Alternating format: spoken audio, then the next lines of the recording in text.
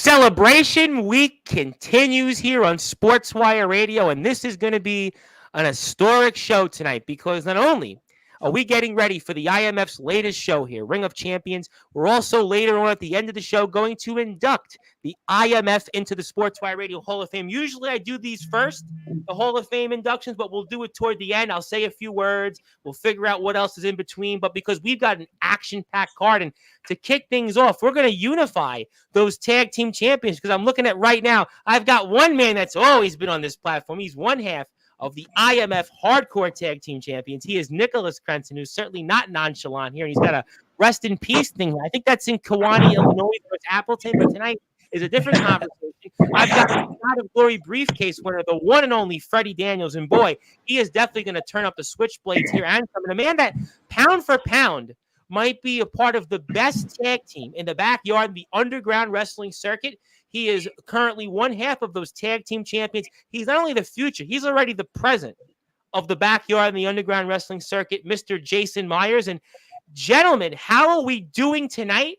And this is a big match. We're unifying those tag team championships. I'm going with Freddie Daniels first because he's the Shot of Glory briefcase winner. And he's going to tell me, for those that are listening and watching here, in prime time, the brightest lights, the biggest stage, the only platform where all wrestling matters, why Freddie Daniels and Johnny Walker are going to be claiming gold and are no longer going to have to worry about being switchblades. They're going to be worrying about who can switch holding a bigger tag team championship belt that's unified. You know, Tom, I unified the tag titles once. And this weekend, I'm going to do it again. And this time, I'm going to have Johnny Walker by my side instead of Mr. Jordan Nets. So I'm actually going to be able to hold on to him this time. Well, that's going to be certainly a potential indication of what's to come.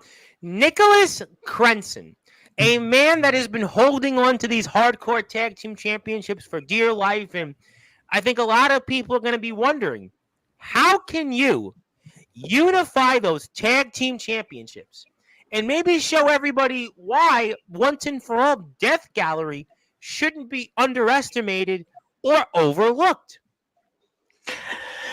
Tom, I could say, I'm going to just walk right into Ring of Champions and go through every single team with Darkfire and just wipe the floor. But that'd be dumb. What I'm going to do, though, is I'm going to walk in, me and Darkfire, we're going to put our working boots on, and I'm going to come in to kick every single one of the opposition's asses, including you, Freddie.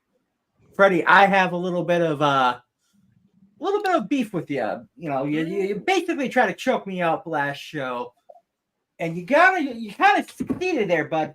But here's the thing: I'm kind of in a shitty mood lately, and I'm going to choke you out like the bitch you are.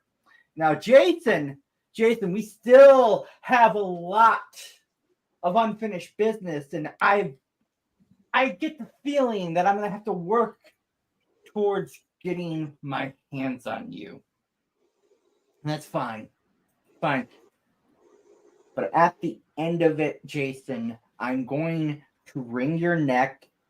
I'm going to give you a concussion like you did me. And then I'm going to take your gold. Nicholas Crenson, certainly you seem like you have a lot in your mind, but I'm going to go to Jason Myers because, you seem to be the target, and for good reasons. You guys have been, as I stated, pound for pound, one of the best tag teams, maybe the very best tag team in the entire circuit. You guys certainly have a bullseye on your backs. Ox McCoy, in his promo that came out yesterday on Instagram, talked about everybody was going to get FFF'd, and then it came to you and Jordan Nets. He said basically, well, that's where the competition is going to lie. And I'm going to ask you now, for those that are listening and watching on Sportswire Radio, you don't have to unify anything. You've already got the gold, and you've got the gold that everybody in this circuit desires. And tell me why you guys are going to continue to stay on top, not only in the IMF, but probably in the backyard in the underground wrestling circuit of tag teams. And it is right that we are the targets. Crimson, Freddie, just like you said, I'm going to overlook you. And I'm going to go right to the Hellhounds. Because the Hellhounds are the only team that matters.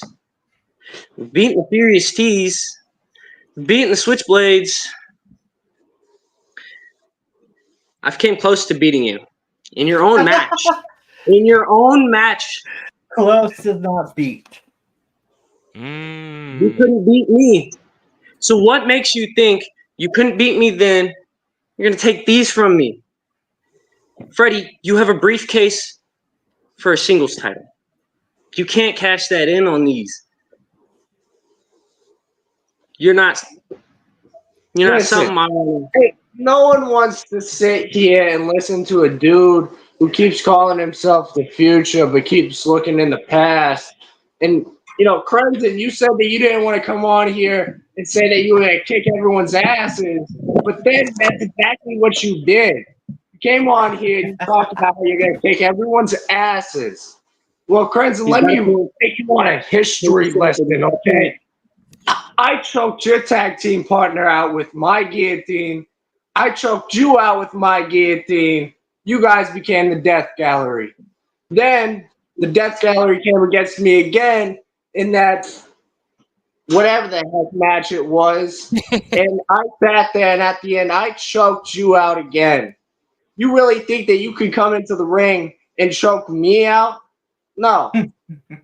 And Jason, like I said, you keep looking in the past, but keep calling yourself the future. And your tag team partner, he couldn't hold on to the gold when I was with him. So what makes you think that he can hold on to the gold when you're with him, huh? Where is your partner anyways, huh? He's not there. You have both the titles there. He's not there, just like he's not going to be there for you in that match when the Switchblades show you what we're made of and we cut through the tag division. I want to ask Nicholas Crenson something here first, and we're going to continue to put up the links here to support the IMF. Obviously, we've sponsored the show here on Sportswire, and I've gone the extra mile. I want to repeat this here for the audience. Not only have I bought one ticket, not only have I bought 2 tickets, I'm going to be buying 3 tickets, so you can watch this at a slew of great other matches here. And please hit the sub button for our friends in the IMF, because the IMF is almost at 2,100 subscribers. I'm on my road to 1,000 subs, and if you are here, hit the sub button for me. I am literally almost there, and I want to get there just like I want to get the IMF to 2,100 subscribers. Nicholas Crenson, you did say you have a lot on your mind. You've definitely been going through a lot. You've got this back and forth, obviously, with Freddie Daniels. That's been going on for months. You've also got what's been going on with Ox McCoy and Urich the Viking, but then you've also got this other guy, this trampoliner that I know is going to, for whatever reason, use this as an opening salvo. What's going to happen up north in Appleton? Nicholas Crenson, I mean, we talked about Jason Myers. That's got all the shots fired at him. Nicholas Crenson, how are you going to be able to stay focused? Because you've got all these scores to settle, and on top of that, a trampoliner, a Furious T, one of them in Tyler Fury that, well, he wants to put the nail in the coffin in you and your company, and he's going to potentially start that, well, as soon as this Saturday. You are right, Tom. I have to deal with Tyler Fury on the pre-show. Both of our partners banned from ringside. It's going to be a straight-up one-on-one. Tyler, I've been in the ring with you before, kid. But this is different now. This is different because your career is on the line right now, more or less, some would say. Especially after the last few weeks. Everybody in this circuit's talking about that. And that's the funny thing. You see, I get to be the one whose back is against the wall, and I like that. I enjoy that, Tom. Because it's also when I become my most dangerous.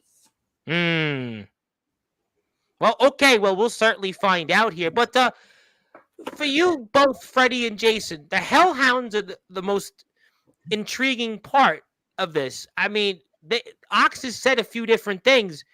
Do you just stay focused and just let it all sort out? How do you both deal with the Hellhounds? I will say that when it comes down to the Hellhounds, you got one big guy and one pretty small dude. You take the one guy out, you're left with one. That leaves you a 2-on-1. What is he going to do against two? Got one that's beating his ass from the front, and you got the other one on the side doing the same thing. He can't take on two people. He can't take on 4 fists at once. Now, I have received a message from Ox McCoy. Now, unfortunately, I can't play the video with the volume because I'm going to get censored with the music in the background. But what I can do is this. I'm going to put the poster up. And then what I'm going to also do here is while we're here with Ox, we have that here. That's the picture, by the way. Ring of Champions. You got Furious Tees, Hellhounds, Death Gallery, who are the hardcore tag team champions, the Midwest Express, who are pound for pound, maybe the best team right now in their entire circuit. And we've got the Switchblades there, and that's going to be the show. What I can do is I can show some of the video, and I can obviously, you can see with some of it, just Ox and just the way he looks. I can't necessarily play the video, unfortunately, because of the music in the background. But, I mean, will it be easy for you guys in one sense to maybe all unify toward Ox McCoy because he's that one common big guy that you guys all nevertheless may want to eliminate, and let's all fight it out? Listen, when it comes to Ox, okay, he came in as a hardcore dude. He lost his titles to some people that weren't even in really a hardcore position. So what does history show happens when you take the hardcore out of Ox? He loses. And you know, his tag partner, I may have never beaten him, but this Saturday, that's going to change.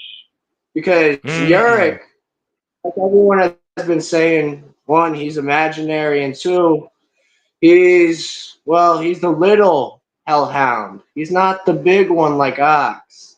He's not going to be much of a problem when the two of us, like Jason. Jason's smart sometimes, but not all the time. So. All right, so let me ask all you guys. Go ahead, Jason. Go ahead.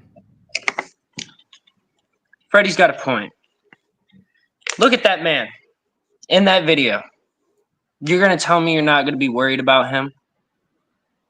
That is my only goal. That is my only fight right there.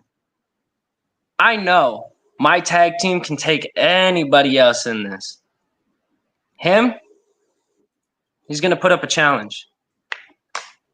See, Jason, that's where you lose. You have doubt in this.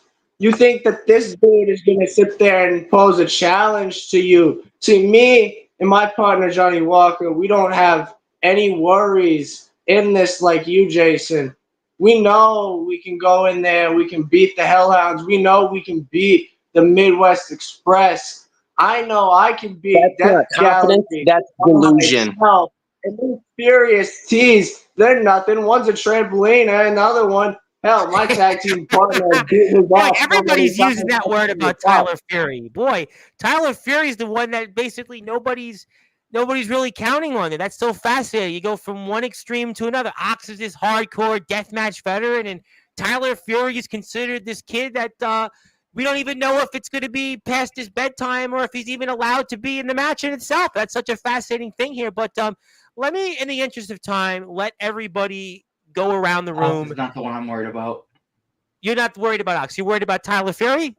No. On the Hellhounds, I think Yurik the Viking. Overlooking Yurik. I've been in the ring with both Ox and Yurik. Obviously, yes. Yurik is a juggernaut. He's an institution, and Freddie and Jason can vouch for that. He is an institution in the IMF. The IMF, in terms of their success, Yurik has been there for a number of different. Just needs to be put in a mental hospital. Do you think it wasn't by design that we attacked Yurik and took him out? And that's because you guys were going to certainly have a more difficult time 2-on-2. Yeah, we know that. It would have been a far more difficult time. out between Ox and Yurik is the one who's more dangerous. Do you think Yurik is the? Hold on. See, Yurik Crimson, is not as dangerous as Ox. I've If you been in look the at ring with Ox, both. someone who uses glass, tacks, And- anything he can get his Ox hands is on a to make you bleed. hardcore deathmatch And- veteran. No question. I See, tell you what, that's where you're both I'm wrong. going to bring this back around in the interest of time. I want everybody to go around and ask each other a question, and then afterwards, I'm going to go out and say, what would it mean to you guys to have the unified title? So I'm going with Freddie Daniels first. If you want to ask either Crenson or Myers anything before this Saturday, you got the floor. Crimson, the only question I have for you is, are you ready to be choked out for, what is it, the third time now? And Jason, are you ready for Jordan to disappoint you just like he disappointed me when he lost our tag titles? I'll go ahead and answer. No, I'm not worried that he's not going to show up. Because before we were even legitimately the tag team champ, I'm pretty sure we went to XCW and successfully defended these titles under Midwest Express. And also, you guys were on, I believe, the most successful, the highest viewed episode on Encounters. You see, Jason, Easy. I didn't Our ask name's you if you guys are Our ready. faces are trapped. Come on. I didn't ask you guys if you're worried. I asked if you guys are ready. And then you bring up that your partner doesn't show. I didn't say he didn't show up for me. I said that he didn't do his job when it mattered. See, you're over here worrying about other things You other said than show the up one for thing me. that you need You to worry said about show for up your for partner. me. Well, we'll certainly find out. Nicholas Crenson, I want to turn it over to you. Do you have any question you want to ask to either Freddie Daniels or Jason Myers? Yes, are you guys ready to go to war? Nicholas Crenson just going right for the jugular. He's saying straight to the point, are you guys ready for war? Are you ready? That's to quote the Macho Man song from his Be a Man album. Oh my God, Nicholas Crenson is really going for the jugular. I mean, right to the point there, Nicholas Crenson. I mean, boy, this is an opening firing shot. Let's just say the Saturday Ring of Champions, Palo Community Center. We know where you stand. Champ, Jason Myers, do you have anything that you want to say to these guys in a question or any form? Freddie, are you ready to be disappointed and your delusions to come to life? Crenson. Even the dog is ready to go. The dog is ready to go for Ring of Champions. I've been ready for war since the day I was born. Bring whatever hell you got. Ooh, you ain't nothing but a hellhound, boy. We got even the dog music going on here. All right, so I've got the point. I want to get to everybody here because I got to go to the next segment in the interest of time. So let's go around the room here. Freddie Daniels, what would it mean to you to hold one half of those unified championships alongside Johnny Walker for the Switchblades? It would mean that I would do it again, just like I did it before. And I will hold those tag titles just like everyone wants. Okay, good enough. Nicholas Crenson, what would it mean to you alongside your friend, your brother Darkfire, in terms of holding those unified tag team championships? Just means one step closer. Well, I think that's pretty short, sweet, simple, and to the point. And I'm going to go to the last but not least. That is Jason Myers, who doesn't even have to do anything because, well, he's got the belt. So for you, champ, I mean, I almost don't even have to ask you this question because I know for you, after this Saturday, you're not going to have to deal with another tag team championship because you're going to continue to stay on top pretty much. It's an ego booster. I get to disappoint everybody that thinks that the Switchblades, Death Gallery, the Furious Tees, or even the Hellhounds are going to take these titles from Midwest Express. We're just going to take the other titles and we're going to turn them into something great, what they should have been in the first place. Ooh, I'll tell you what, ladies and gentlemen, I'm extremely excited about Ring of Champions. I'm proud to be supporting this show once again, even going more the extra mile than ever before with 3 tickets I'm buying. So if you're out there right now, you want to go to this show, I can assure you this is going to be worth the wait. It's going to have a slew of great matches. Nicholas Crenson, one half of those IMF Hardcore Tag Team Champions. We've got our Shot of Glory briefcase winner, the one and only Freddie Daniels, and of course, the man that might be representing the best tag team in our entire circuit, Jason Myers. Gentlemen, thank you as always. What a celebration week this has been on Sportswire Radio. The IMF is back on Sportswire for the first time in nearly a month. It is so good to have everybody back here once again. I can't wait to talk about the fallout from this. And gentlemen, good luck. Looking forward to seeing you guys here after the fallout of it, and we'll be watching. God bless, Tom. Thank you very much. That was Nicholas Crenson, one half of the IMF Hardcore Tag Team Champions. That was also Freddie Daniels, the Shot of Glory briefcase winner. And that was Jason Myers, one half of our Tag Team Champions. Now, before I bring on our next guest, let me get to everybody in the chat here. I'm going to bring on here Ace Diamond with Il Drago. And boy, I can't wait for that one. The roof is going to blow off when those two guys come on here. Zilla, yes, we love Zilla. Craven Rage is in the house, a man who's wrestled in the IMF. Yes, we love Craven Rage and Zilla. For whatever reason I'm saying that. We've got Justin Parsley, who I think is going to be joining us soon here. Hello to Omen Black, who says hello to himself. Yes, I have a feeling it's his show. We'll see him soon. Hello there to somebody that might be important. Definitely nice to see you. Yes, hello there to our friends. Yes, everybody in the Sinners. Zilla is a big Sinners fan.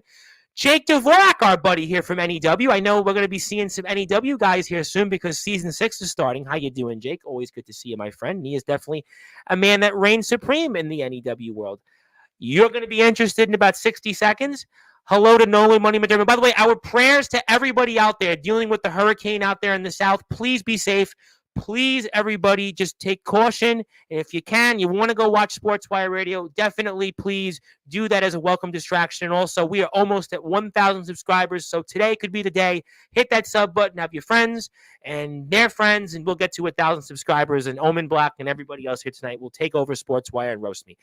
Thank you, Ox. I did the best I could to play. Want to say hello to our buddy, Mr. Darkron, and we want to give him our thoughts and prayers and well wishes. He went through an unfortunate accident, and we want to keep Mr. Cron in our prayers. Mr. Cron is also joining the Hall of Fame once again in the IMF, and we definitely pray for Mr. Cron and obviously his well-being. We love Cron, and Cron will always be a part of our Sportswire family. He thinks the Midwest Express takes it all. Definitely didn't get much of a Furious Tees vote there. There you go with Zilla. She's rooting for the Hellhounds. My buddy Michael Christian, how you doing there, Michael? Always good to see a beautiful night out there. Yes, good afternoon, IMF wrestlers, and good evening also, IMF wrestlers, and hit the sub button for us. And yes, don't worry about me. But I am ready now to bring on one, and I'm ready to bring on two, because this one is going to be interesting. We are joined here by the Samoan Dragon, the one and only Il Drago, who promised that he's going to have a few things to say tonight. And Ace Diamond, who's always got his eyes on professional wrestling. And guys, talk about what's going on coming up here this Saturday and how we all doing tonight. Il Drago, you got to turn. I'll turn the mic off. Oh, there you go. Il Drago, you look like $1 million. Now you can talk like $1 million. Go ahead. Appreciate that, Oos. Thank you for having me on the show tonight, Tom. It's always a pleasure. And having all the IMF roster here. For Saturday, I can tell you that it will be a hell of a card with all the matches for the event, Ring of Champions. My match specifically will be Tribal Combat with President Shia. Sachia, who hit me with a low blow and stole my Wulafala that I was rightfully claimed from my family. Ace, I don't know how you can sit there and be on Sportswire right now when Prince ain't even here and you sitting there and you was part of the jumping that occurred when everybody turned on the great Il Drago. So I have questions for you if time doesn't mind tonight, Ooze. Absolutely. The floor is yours. Be my guest. So how does it feel to represent the phoniest diamond that's ever been associated with your diamonds? Phony. Drago, for a man who stole a pin from the best diamond, that you got a lot of nerve to ask that. Prince isn't here because he doesn't have to be. I'm here. I'm the voice for him. He does the wrestling. He's driving around, picking up girls. He's got your ooh la las over his mirror, wearing them, getting kisses. He doesn't need to be doing this. I'm here to do this, and he's going to be there Saturday to put you down. Okay. Hmm. I'm gonna ask you one more question. How could he be one of the realest diamonds doing something when I helped freedom from the handcuffs after Soldier whooped his ass, right? And then I didn't steal no pinfall, but his lazy ass couldn't get up quick enough to get a pinfall or crawl over to get on Jovi to get a 1, 2, 3. So I flew my Samoan ass up there and hit him with a splash. You right. But walking around town with my hula followers picking up girls, that's not the way of the Samoan culture. Wear them like that is highly disrespectful. So not only did you make things worse for the matter of Prince Achia, but you also did for yourself. So not only will you be walking out with your greatest diamond down to the ring, but you'll be walking down to the greatest ass whooping that you've ever experienced or seen. Both of you. Uso? If I may, Il Drago, this sounds like this is more personal than anything I've seen you have to deal with in the IMF. As a matter of fact, it seems to me like almost in a way this is more meaningful than even winning gold right now in the IMF. And you called it. You called your own shot earlier today. I was one of the people that picked on it that you had something to say tonight. You were going to say some things that were uncharacteristic of not only what we've seen here on this platform, but in the IMF. So I get the sense, Il Drago, that this is a lot more personal. And coming up in the Palo Community Center this Saturday, this is a heck of a lot more meaningful. Oh, yeah. It's more about blood. It's more about family. It's not just wrestling. It's not just a necklace. It's about the fans. It's about the generations and the blood and the sweat and the tears that have went into this. See, hundreds and thousands of years ago, back then, tribal combat was I kill you and I'm rightfully owned as the great tribal or high chief of the people. But now, I'm just going to have to whoop your ass. And I'm going to have to put y'all in the dirt. Ooh. I really am. So it's personal. Ace, what's going on here? What do you think? Well, first of all, tribal combat is just a fancy word for hardcore match. So, that's not giving you an advantage, changing the name of the stipulation. It's still going to be a fight. It's going to be a war. And Prince has gone to war, and Prince has won. As a matter of fact, I've gone to war, and I've won. Let's not forget, I was a part of that match that you got your little pinfall for. Congratulations. I guess I should be thanking you, maybe. I don't know. I shouldn't, because anyone I could have gotten the pin. He was done. He was out. Any of us could have gotten that. You're not special for getting one pinfall. And if I remember right, you went on to the main event later and lost. So you are better off with Ace than you are without Ace. What do you think about that, Il Drago? What do you think about that? I think you're wrong. I think Ace Diamond's scared that the diamonds ain't gonna be the diamonds no more in the rough. And I think Uso that you know at the end that I never needed none of you. And Prince needs you, and you need Prince. But when it comes down to it, one of these days, Uso, you're both going to stab each other in the back, and it's not going to be hard to excuse it. So you keep running from the truth, but eventually the waves crash and the islands sink. So time will tell with you, Uso. Il Drago, I got to ask you another follow-up. And by the way, this is the poster. So if you want to go out there and watch this show, and if you're out there and you want to go and you don't have the money, I am actually doing the work for you. I am donating 3 tickets.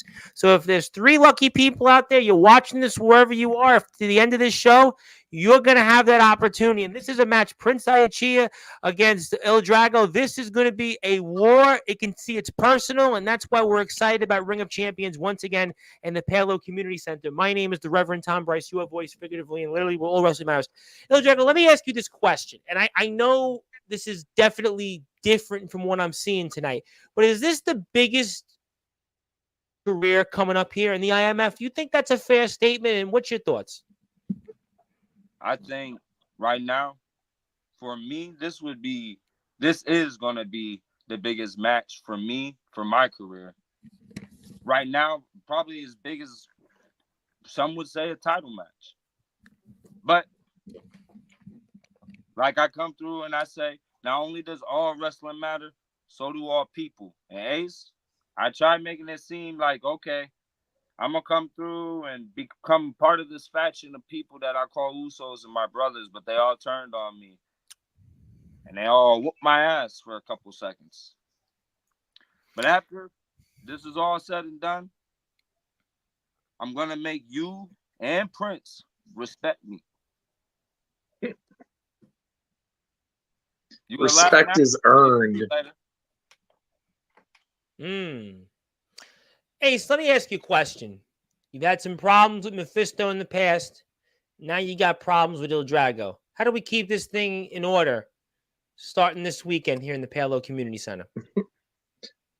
Ace had problems with a lot of people. It's not the first time. Certainly won't be the last. You know, again, Mephisto's another guy who was very successful under Ace. He's gone. He's got a world title shot that he earned under my tutelage.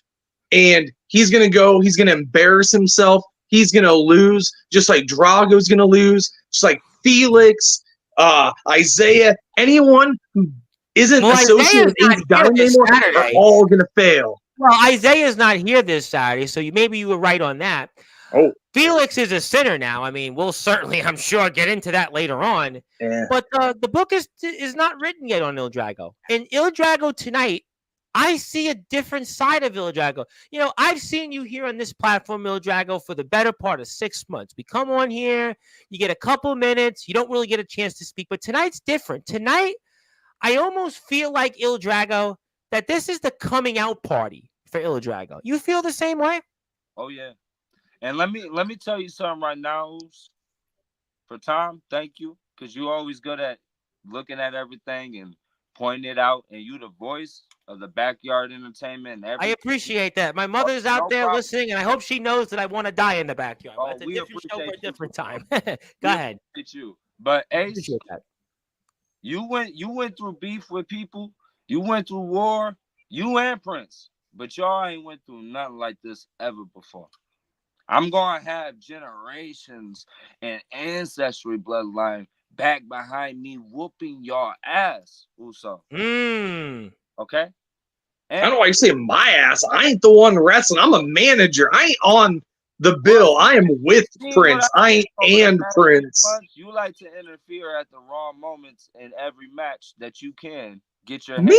involved in. Oh, yeah. Me?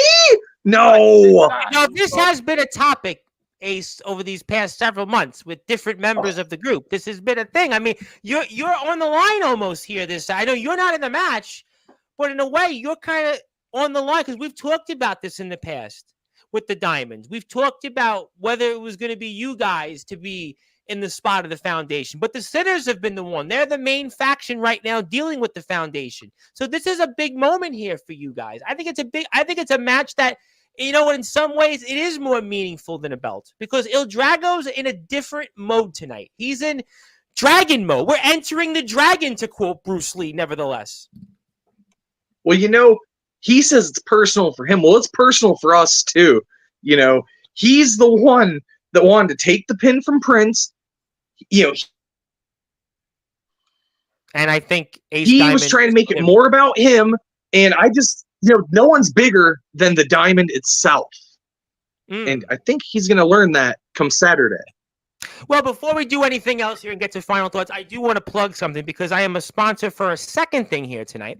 And that is actually something local and important to my heart. And I think my mother actually might know a little thing or two about this. We have a huge thing coming up here. It's called Pit Bulls and Addicts. It's something here to help out the cause for animal adoptions. It's all funds go rescuing our different pets and animals out there. It's an amazing support and support for organization. It's meet and greets adoptions. It's pitbullsandaddicts.org. It's pitbullsandaddicts.org.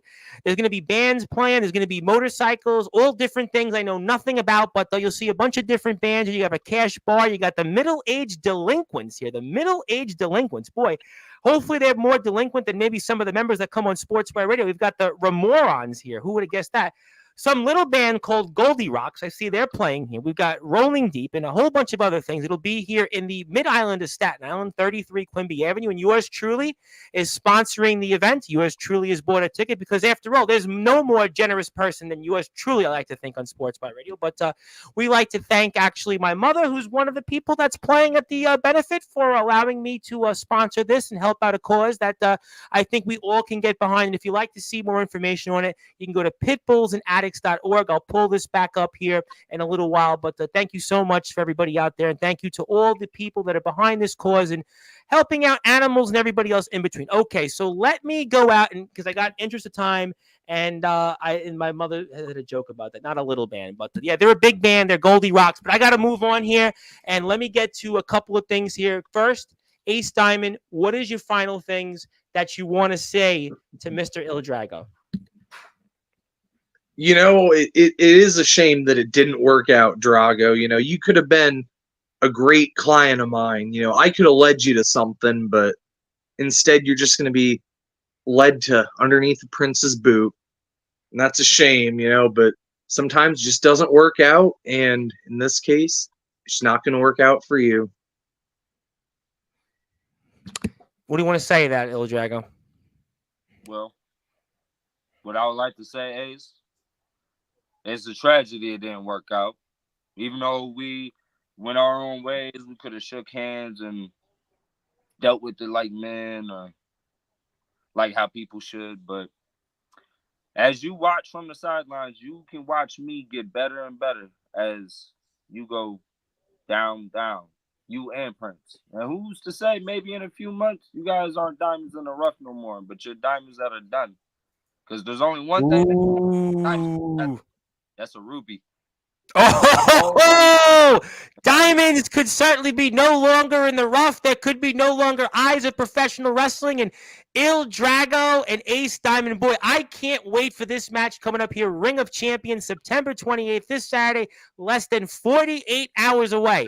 All you have to do is go to the IMF YouTube page, the IMF Instagram page. You have to go to the IMF Facebook page and buy a ticket. And what a day it's going to be. We're kicking things off in the afternoon here. Goldie Rocks is playing with Pitbulls and Addicts. Yours truly is supporting that. We're helping out the animals. And we're going to have a whole bunch of animals entering the Ring of Champions in the Palo Community Center coming up here. Ladies and gentlemen, let's get ready to rumble here. I mean, I am pumped up, and I'm supporting both events. Find me somebody out there that supports all these causes like this platform. You ain't getting that anywhere else, but I am excited. We can't wait for that. I'm going to put the IMF screen on here in a second. Thank you for Goldie Rocks and all these great people here involved in it. One more time, you can go to pitbullsandaddicts.org, pitbullsandaddicts.org. Thank you for their support, and we'll get to that here.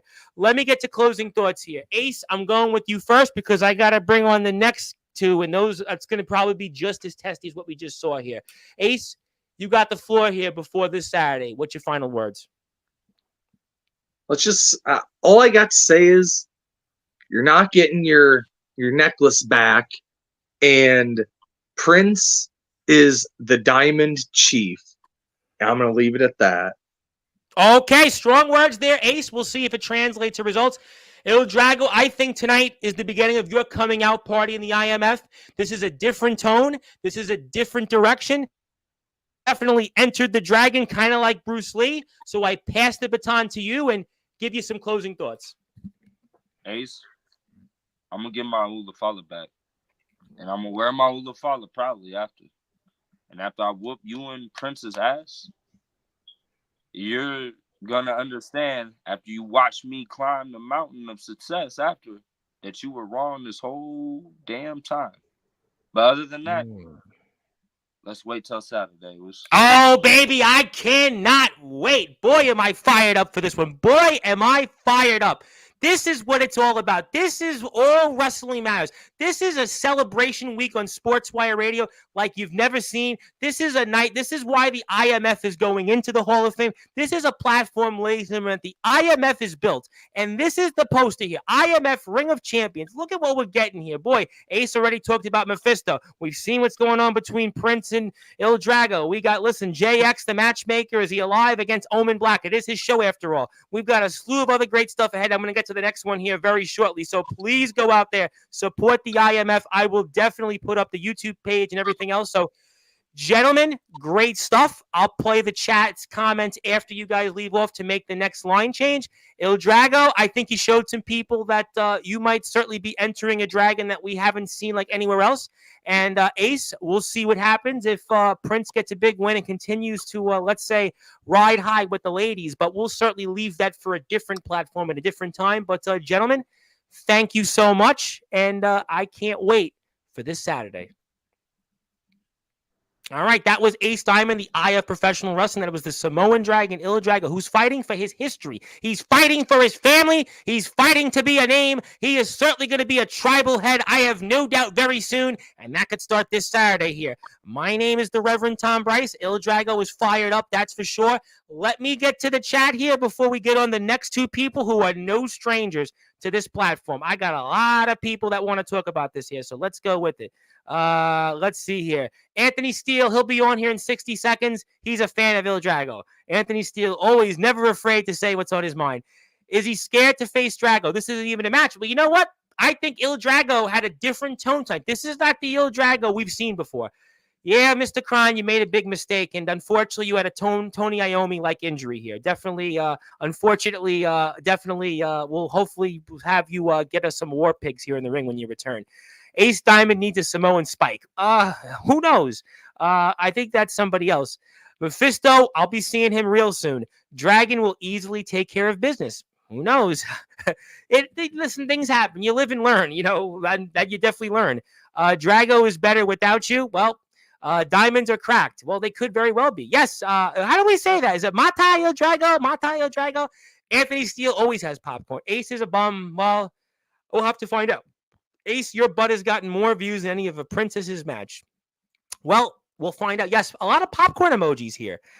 Rage isn't going. I don't know. That's a question. Yes, Mom is here, and I don't know if she liked the plug, but what can you do? Is he scared that Jovi is more hardcore than him? Well, it's a good point. Yes, Rock and Roll Sportswire Radio. Yes, and hit the sub button for me. If you want to get me to 1,000 subs, I appreciate that. Yes, we're saying hello to everybody and not taking it to the high voice. Yeah, thank you. I heard Ace and Silver Wolf are brothers. Confirm that for us. Hello there to Hillbilly Tilly, who I know shared our show not too long ago. Wrestlers and rock and roll. Yes, Ozzy Osbourne appeared in WrestleMania 2. I mean, I'm sure Kid Rock's done a few. Motorhead. Yes, the IMF will be in the Hall of Fame. I'll have the picture up for that at the end of the show. They're not a little band. It was kind of a joke reference to say how big the band was, but I think you appreciated the plug. Thank you for that. Yes, I did get that right. I think I did. Ace Diamond, a Silver Wolf Diamond. Yeah. Wrestlers, yes, it is very fun. I'm sponsoring the event. When will I get on the announce table? Well, let me get to 1,000 subscribers, and you might want to say stay tuned. The Sinners are the greatest faction. Speaking of people who I'm watching this Monday, Jacob Frost. I heard somebody out there in the Sinners is paying attention to him. Sasa Lana Asini Us. Sasa Lana Asini Us. I tried my best. Jason Storm is a part of the Sinners. Yes, he is. Yes, he's a part of 2 Hall of Fames now. Pics might be too graphic for YouTube. Yeah, we're not going to show that. We're a family station. That'll work on Silver Wolf Show. But I think it's time to bring on these two men. Yeah. That two men you would arguably say have built this platform. Where would this platform be without these two men? And they just seem to be in the way of each other for the past 5 days. And boy, did he return after his long absence. People were wondering, was he banished to the South? Was he never coming back in the ring? And he's back once again. It is his platform, the most controversial figure in underground wrestling history. The legendary Anthony Steele, now soon to be 4-time Hall of Famer in a matter of minutes. And the man that is America's resident rock star. I believe also now a 4-time Sportswire Radio Hall of Famer, if I'm not mistaken. That is the one and only America's resident rock star, the United States champion, John Jovi. I hope this is a better night for you than it was 48 hours ago, because I think that might have been one of your worst nightmares in your career with what you dealt with. But gentlemen, I don't even have to do anything because I know you two like the back of my hand, and you two have been institutions on this platform. And take it away, gentlemen. Ladies first, Steele. Oh, of course. You want to see for those in Resurrection. As Anthony Steele, has Sean Jovi been cooperating in Resurrection? Who knows? Hey, that's fine. I'll go first. I'll show some love for your job. That way you can actually have a promotion that you're worth something at. He's already talking about the nail in the coffin. Jovi's down, Jovi. That's Sean Selby's job. I don't know who that. That ain't Jovi's job. Hey, listen. I understand you want me to go first because you know the real deal always speaks the truth, and I want to give a shout out to Mama Bryce. How you doing?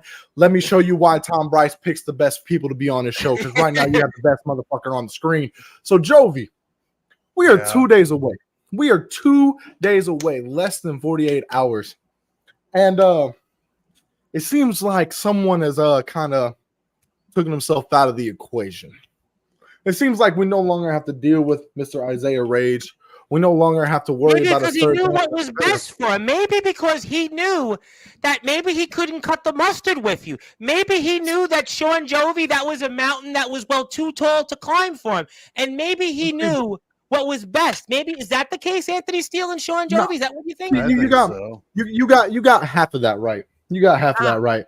See, the half that you got right is that he knew he couldn't step foot in a ring with Anthony Steele without getting his ass kicked. See, because let the story be true that in Summer Bash, I'm the one that eliminated him from that Royal Rumble. And that same weekend, he beat you, Jovi.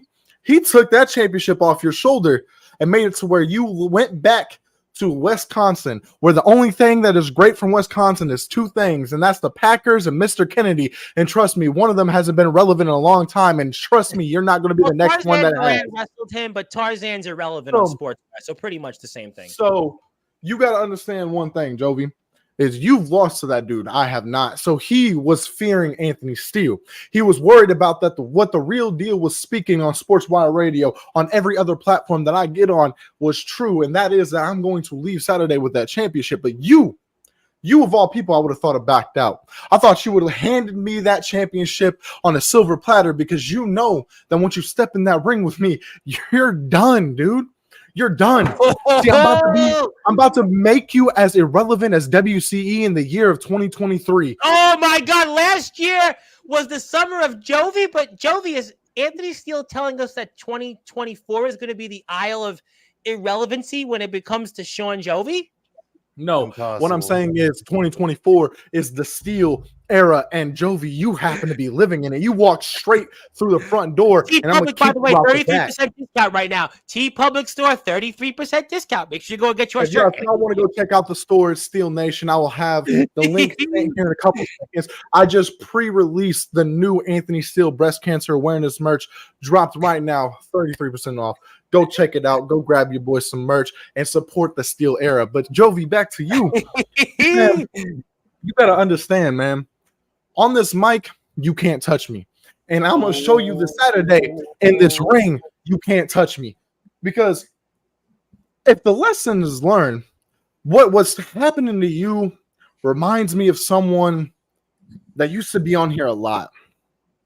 He wanted to become famous. He wanted to put his name out there. And, you know, he kind of turned himself into a joke. And I can't remember. Oh, my bad. It's your boy, Craven Rage. You know, the dude that has more fucking goddamn people in his own brain than Tom Bryce has on Sportswire Radio in a year's time. See, you gotta understand, Jovi, is you might be the resident rock star, you might be America's rock star, but to me, you're just a victim at my game. And my game is letting the world know why Anthony Steele has traveled around the Midwest, up north, down south, and to be more within the next year to come. And I've beaten some of the greatest wrestlers known to man. See, Ronnie Brady, and I'm going to bring the name up. Ronnie Brady is the only man that Anthony Steele has not beaten in the yard yet. And that is for one reason. That's because Ronnie Brady took advantage of my kindness. And that's why I'm no longer being kind. I'm tired of letting people step over Anthony Steele and try to squash Anthony Steele like I'm a bug when I'm a fucking giant, homie. You get ready to climb my fucking beanstalk because, trust me, you have the smallest one around, and I am going to do what I set out to do in IMF. And see, with you, Jovi, you are the best representation of that because you got the fans behind you. You got the world watching Jovi. Yeah. And when the world watches Jovi, put 4 up and put 4 down, they're going to see at the end of the night, Anthony throw 1 up above Jovi while the other one holding that IMF United States Championship. Jovi, I just got one valuable question for you. Is when you go back to WCE without that championship, oh my God, are you going to prove Craven Rage right? Are you going to prove Craven Rage that you might say you're the face of WCE? And here, I'll look at you dead in your face when I say this. You might think that you are the voice of WCE. But I'm the voice of the voiceless, man. I am the voice that is heard all around the world that people want to say but don't have the balls to.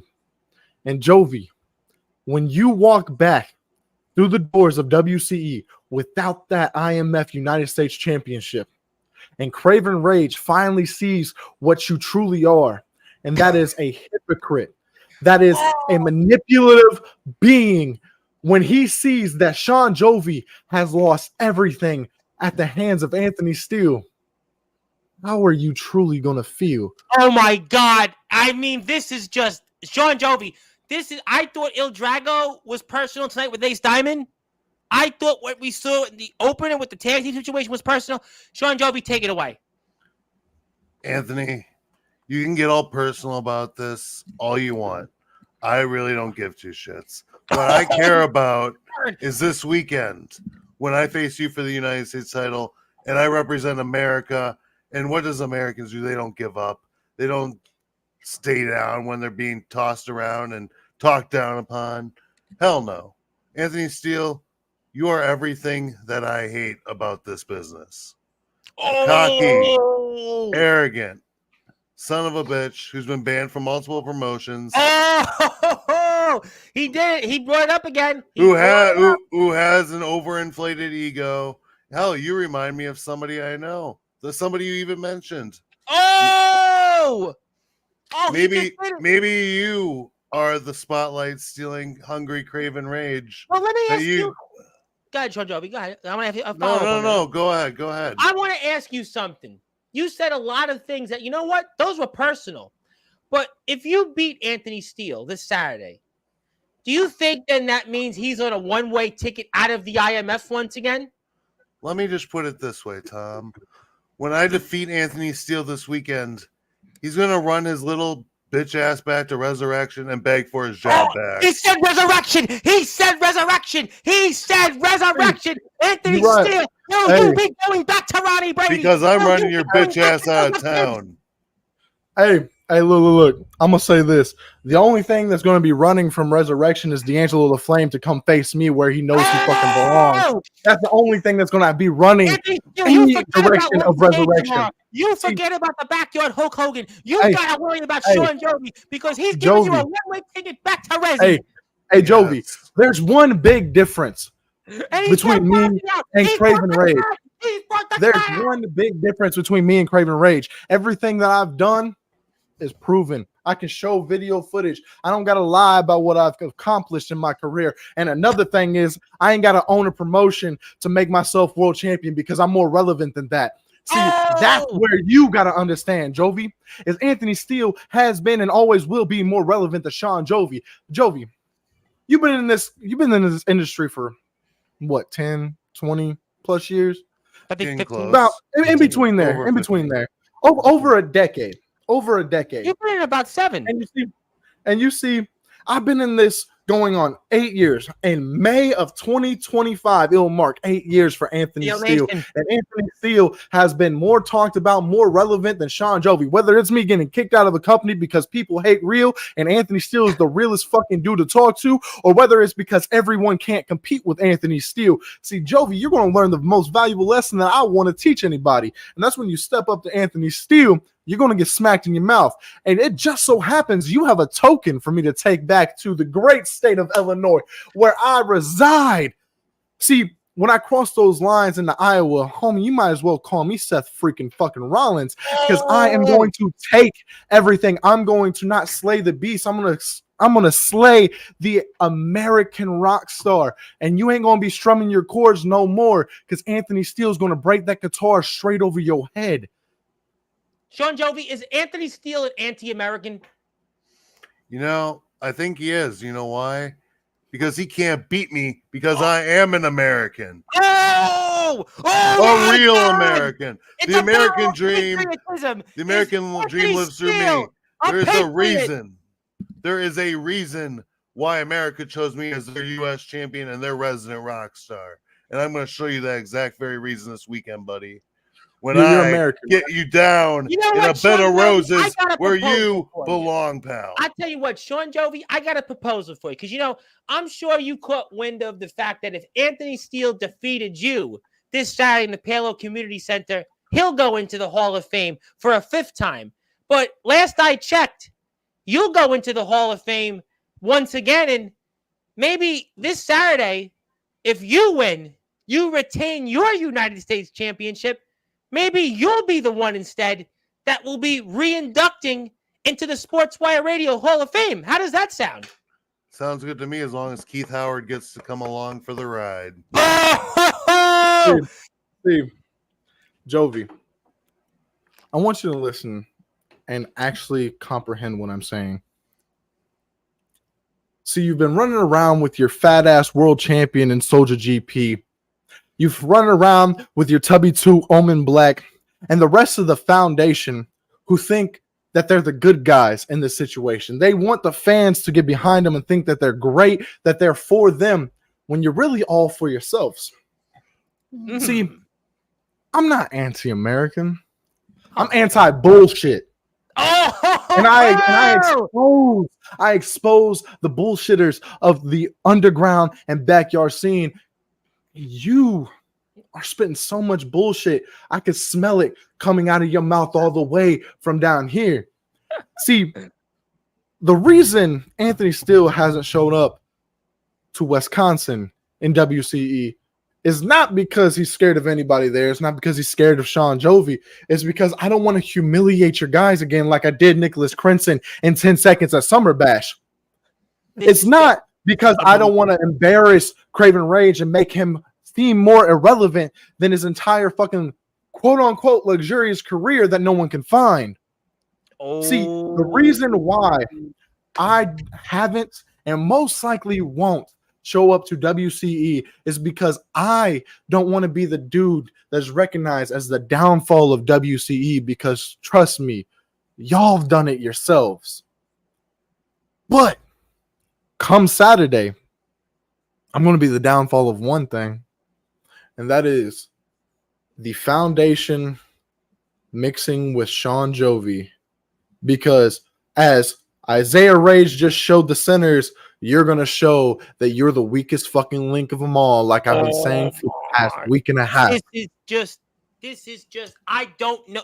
Tonight is just personal. Tonight, the theme is personal. It is personal between everybody at Ring of Champions and the Palo Community Center. Tensions are high. It's a sold-out crowd. Yours truly has donated 3 tickets already to the show.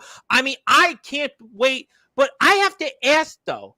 I mean, Anthony Steele, let's say you do lose this match. You lose for whatever reason. You lose this match. I mean, are you going to have to go back to Resi? You're going to have to ask Resi. Sean Joby, boy. He doesn't have to ask. He has to beg. Is that true? That you're going to have to, for a second time, beg to Resi? Look, something that's crossed your mind? Look, nothing has crossed my mind for the simple fact that, Joby, you watch a lot of shit. you saw in Resurrection Wrestling. We're mentioning their name. They needed Anthony Steele. They needed that star power because if Drake Golddragon or D'Angelo the Flame wasn't on that screen, the rest of the shit was just dog shit. It was bullshit. And see, Ronnie Brady was so irrelevant without Jack Spade. He needed Anthony Steele to come back to bring him class and relevancy to him again. And see, that's what I plan on doing to you. You've been stuck facing Isaiah Rage for months. You've been stuck having a guy chase you around more than Soldier GP in a fucking candy store. But you got to understand one thing is I told you just a couple nights ago, when I beat you, I will give you a rematch whenever you want and whatever match you want. But the difference between me and Isaiah Rage is I'm not going to give you that rematch to lose. Someone do the same thing that I did this Saturday. I'm going to beat you. I'm going to demolish you. And I'm going to make sure that everybody on the IMF roster understands that I am the biggest force to be reckoned with. My name is not Ox McCoy. My name is not Omen Black. My name is not Soldier GP. My name is not Felix Jones. My name is not Jordan Nets. My name is not Freddie Daniels. My name is the real deal Anthony Steele. Go ask any promotion that I've stepped foot in. Go ask Taylor, any promoter. James Taylor. Go ask any promoter that has booked me on their show. Joshua Fletcher. Do I have a bad attitude? Do I have a bad attitude, Jovi? Yes, I have one of the worst attitudes, egos, fucking following behind me. But there's one damn thing for sure, Jovi, that ask any of those bookers and they'll say the exact same fucking thing. That Anthony Steele is one of the best talents they've ever booked on their card, that has ever graced their screen. And on Saturday, September 28th in Palo, Iowa, Sean Jovi, you're going to step in the ring with one of the greatest underground wrestlers in the entire United States of America, and I will represent America. I will represent the fans, and I will represent everything that people don't want to say, and that is bullshitters get thrown out, and the realest fucking guys always prevail. Oh my God, tensions are like no other that we've ever seen. The only way that this is going to end, it's going to be this Saturday in the Palo Community Center, sold out crowd. Before I get to the chat, before we get to final things here, I want to now put the claim out here now. The winner of this match, it's official now, the winner of this match not only walks away with that United States Championship, but they get another appearance in the Sportswire Radio Hall of Fame. Another appearance in the Hall of Fame. Could Anthony Steele be a 5-time Hall of Famer? And Sean Jovi, this make you also a 4-time Hall of Famer, if I'm not mistaken. Yeah. I mean, this is unbelievable. We are now fighting to be in a Hall of Fame once again. If you didn't think this was just about a championship, who's to represent the United States of America? Who's to be more of a patriot? Who represents the values of the United States right now? Is it Anthony Steele, the brash, controversial, in your face, real deal, a man that doesn't care? He just speaks his mind and nothing else matters. Or is it Sean Jovi, the blue collar, down to earth, humble, common man everybody loves, America's resident rock star, America's cat dad, America's vlogger?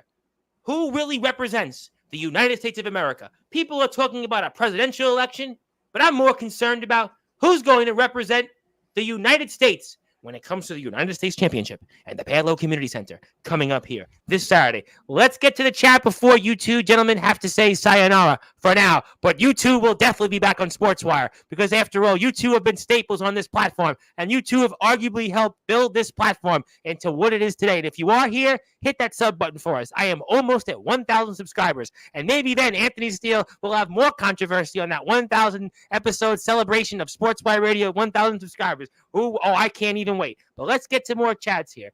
Pitt's too graphic for YouTube. This match is going to be fun. The American rock star badass Sean Jovi from Craven Rage.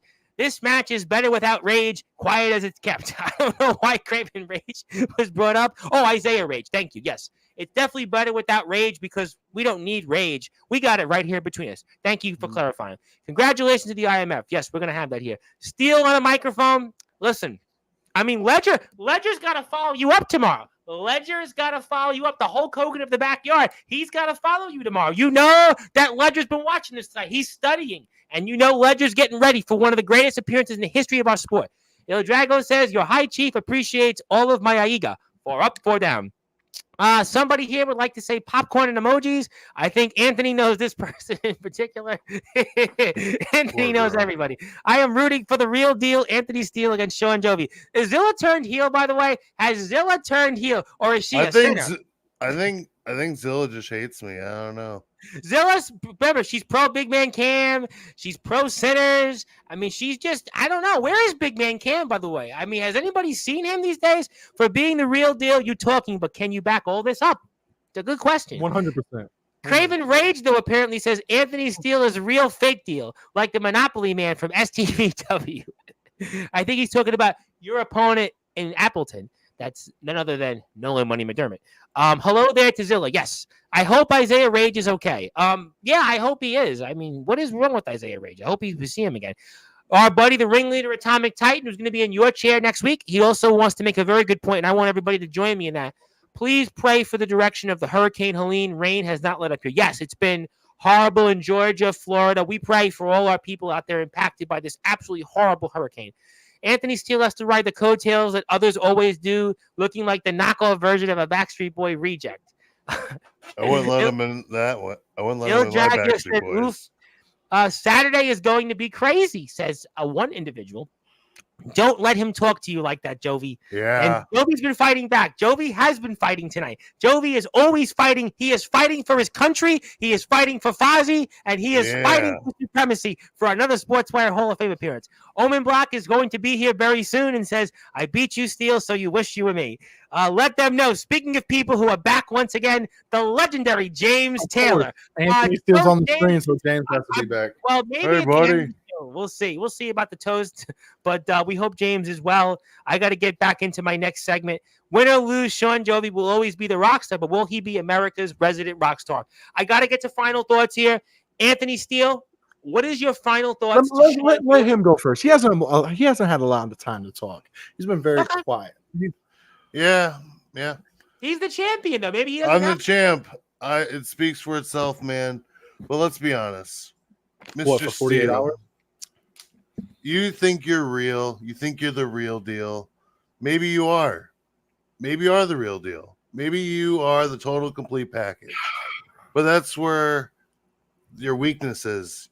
You think you are all these things, but you're not. You're just a punk-ass little kid who thinks he's better than everyone else. And you can say, oh, I'm the real deal and I can back that shit up. Well, we'll find out this weekend, kid. Whether you can stand up to your resident rock star, the rock star of the people, the man wanted dead or alive since 1990, and the man who will lay your bitch ass down in a bed of roses this weekend. Because I'll kick your ass so hard, motherfucker, you'll be living on a prayer.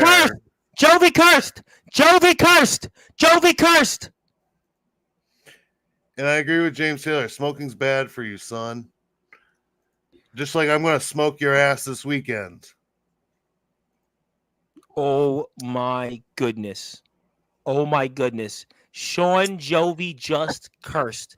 Anthony Steele, you got the last word tonight because Sean Jovi for the first time in history, cursed.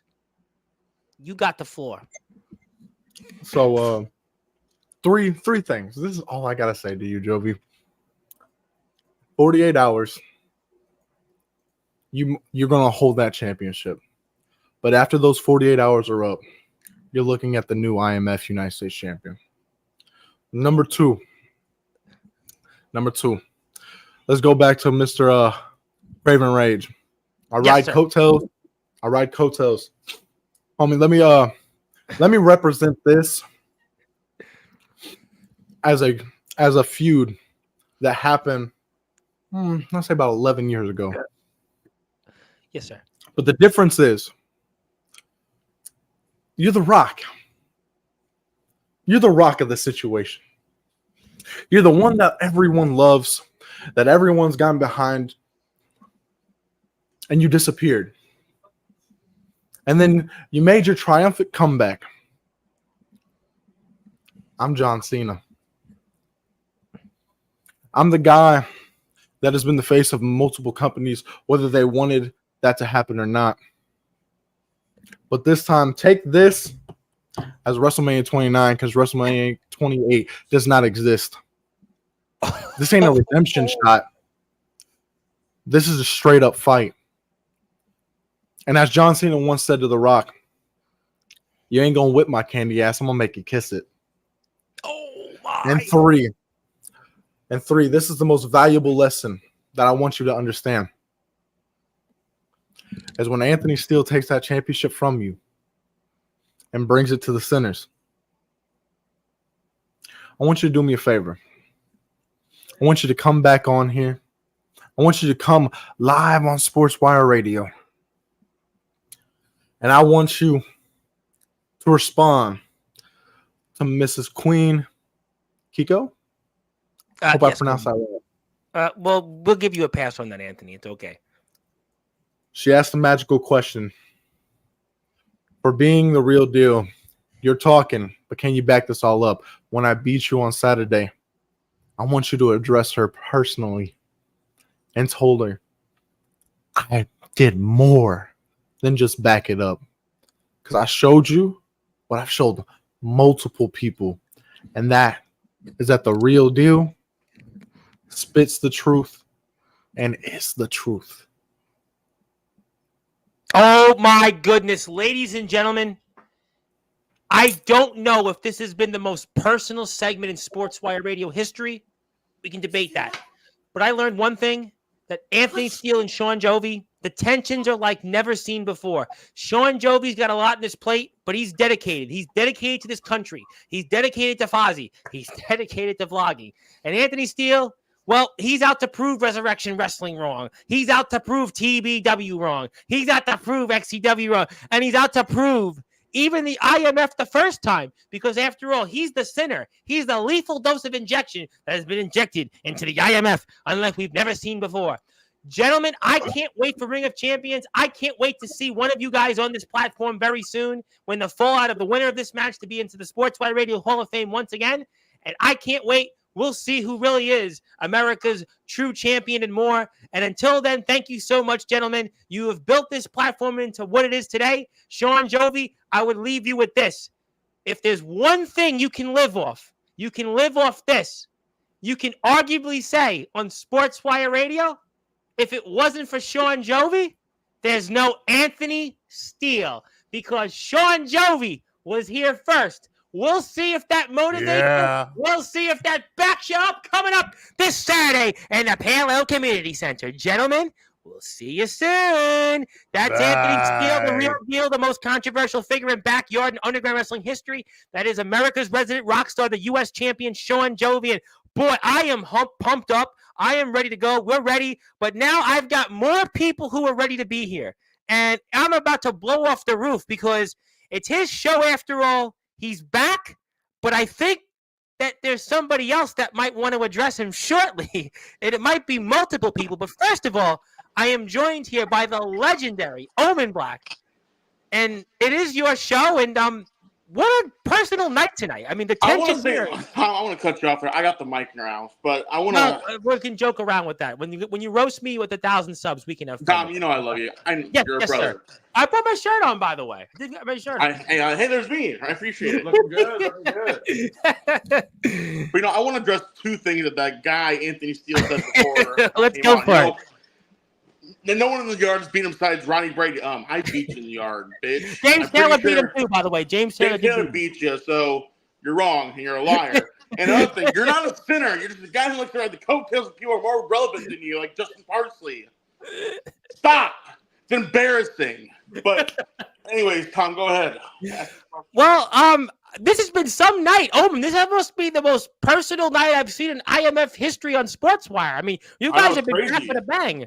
I mean, but what's going on with your match here? Because you're supposed to be wrestling JX, and are we going to get a mannequin version of him, or is he going to show up this Saturday? Tom, you're wrong. I'm not supposed to be wrestling JX. I'm going to wrestle JX. Well, he's not here right now. That's why I say it. He's not here.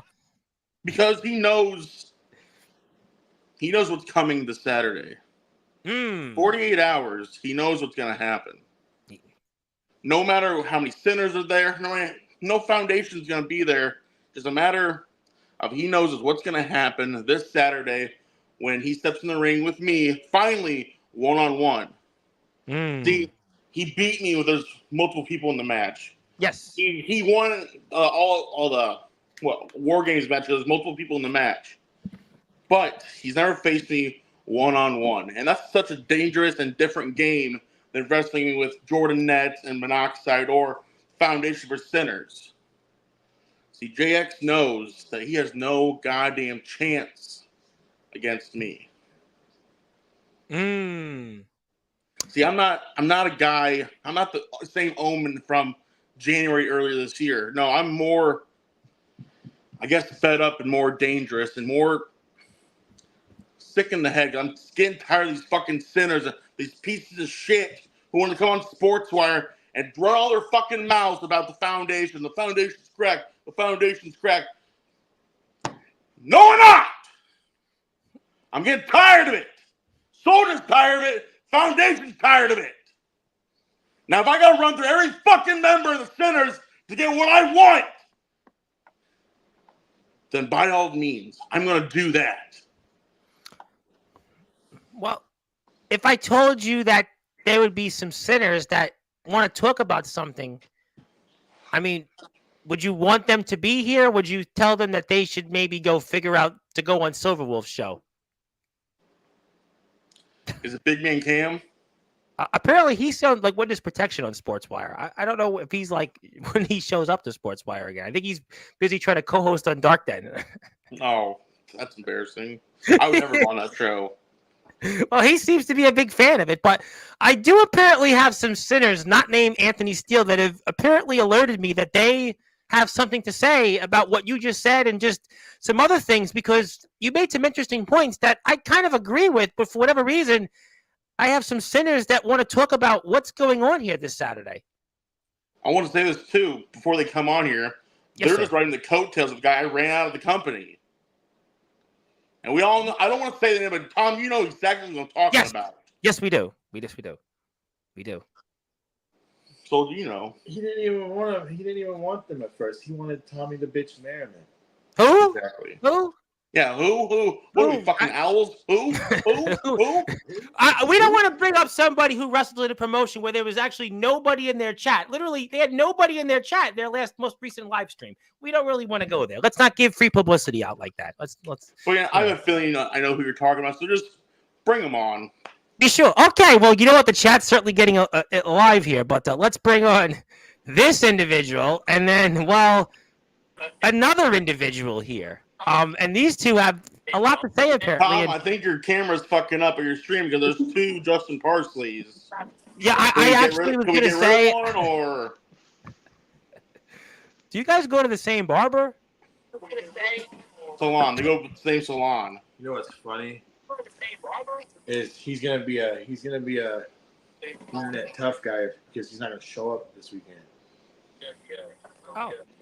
I think it sounds like the foundation has a few cracks in it.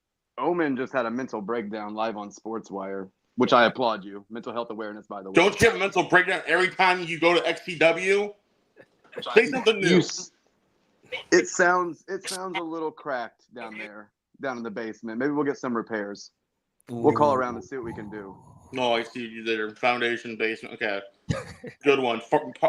Parsley Jr. next. What do you got? What? And by the way, I was there the day that the Sinners formed, okay? He didn't want Tommy the Man Merriman over me. He wanted Justin Parsley and Tommy the Man Merriman and Ox McCoy and Uric. The fact you know who I'm talking about. The fact that you know who I'm talking about just means that it's true. That you're just following the footsteps and the coattails of a guy I ran out of the company. Let me get this out of the way here. Because I heard it's been a personal night, and I don't want to make anything personal at all. Are we rocking new merchandise? Now I'm more confused that Felix Jones doesn't have this fucking collar around his neck that Parsley's pulling on. You grow facial hair quick, by the way, Felix. I think the last time I saw you on a TV screen, you had a lot less facial hair. Facial hair quick, by the way. Somebody's echoing here. Last time I saw you on a TV screen, you had a lot less facial hair. Yes, please. You're in prime time, Felix. My bad. Thank you. I was playing on TV. That's my bad. Thank you, Felix. Act like you've been here. Yeah, act like you've been here, kid. Come on. I was watching it as well as. I appreciate How that. do we look up there, Felix? We're in prime time. Let's go. What do you got for us, Felix? Let's go. You guys fucking touch your hair the same hold fucking on, time hold on. too. This is all What the unfair. fuck is We going beat on? the foundation and then they called for help. The foundation can't beat us fairly. As proven. What do you mean fairly? There's more sinners. You guys called for help. I've beaten your guys' leader several times. And he beat alone. You. And he beat you. Did he? Remember that. Did he? Because if you want to go off that. Did he? Did he has nothing to do with this. He had help to beat me from the Sinners. But it's okay for you guys to do it, though, right? Okay, got it. Don't worry, Donnie's got you taken care of. I saw where he made the phone call. Well, it's funny you said that because it's very funny that you said that because I was wondering if I could ask you gentlemen about that because I actually had that video right up for those that are listening and watching on Sportzwire Radio because I know we have a big crowd tonight because the IMF is back home on the platform they helped build. So I might want to ask you gentlemen respectfully about that here for sure. So let me pull this video up here for those that are listening and watching here on Sportzwire Radio. And let's pull it up right now because I think I have it here. There we go. Okay, now it'll pull up right now. Okay, there we go. We're going to pull it up here and wonder what was going on here. Making this call, any more than you probably actually like receiving it. You know what? Correct that. I bet you actually do enjoy receiving my phone call. Having me ask you for help. I believe you do enjoy that. What do you think that is? Yeah, don't laugh in my ear. All right? This ain't that type of party. Anyway, like I was saying previously, I know they're up to something. I can't tell you exactly what it is, but I know that they're up to something. And if I'm being honest, all right, putting all my cards on the table, I know we haven't always seen eye to eye. He's talking That is true. Well, what happened. He said, anyway, at the end of the day, this is home. And I need your help. All right. Well, I hope it's the right answer. All right, bye.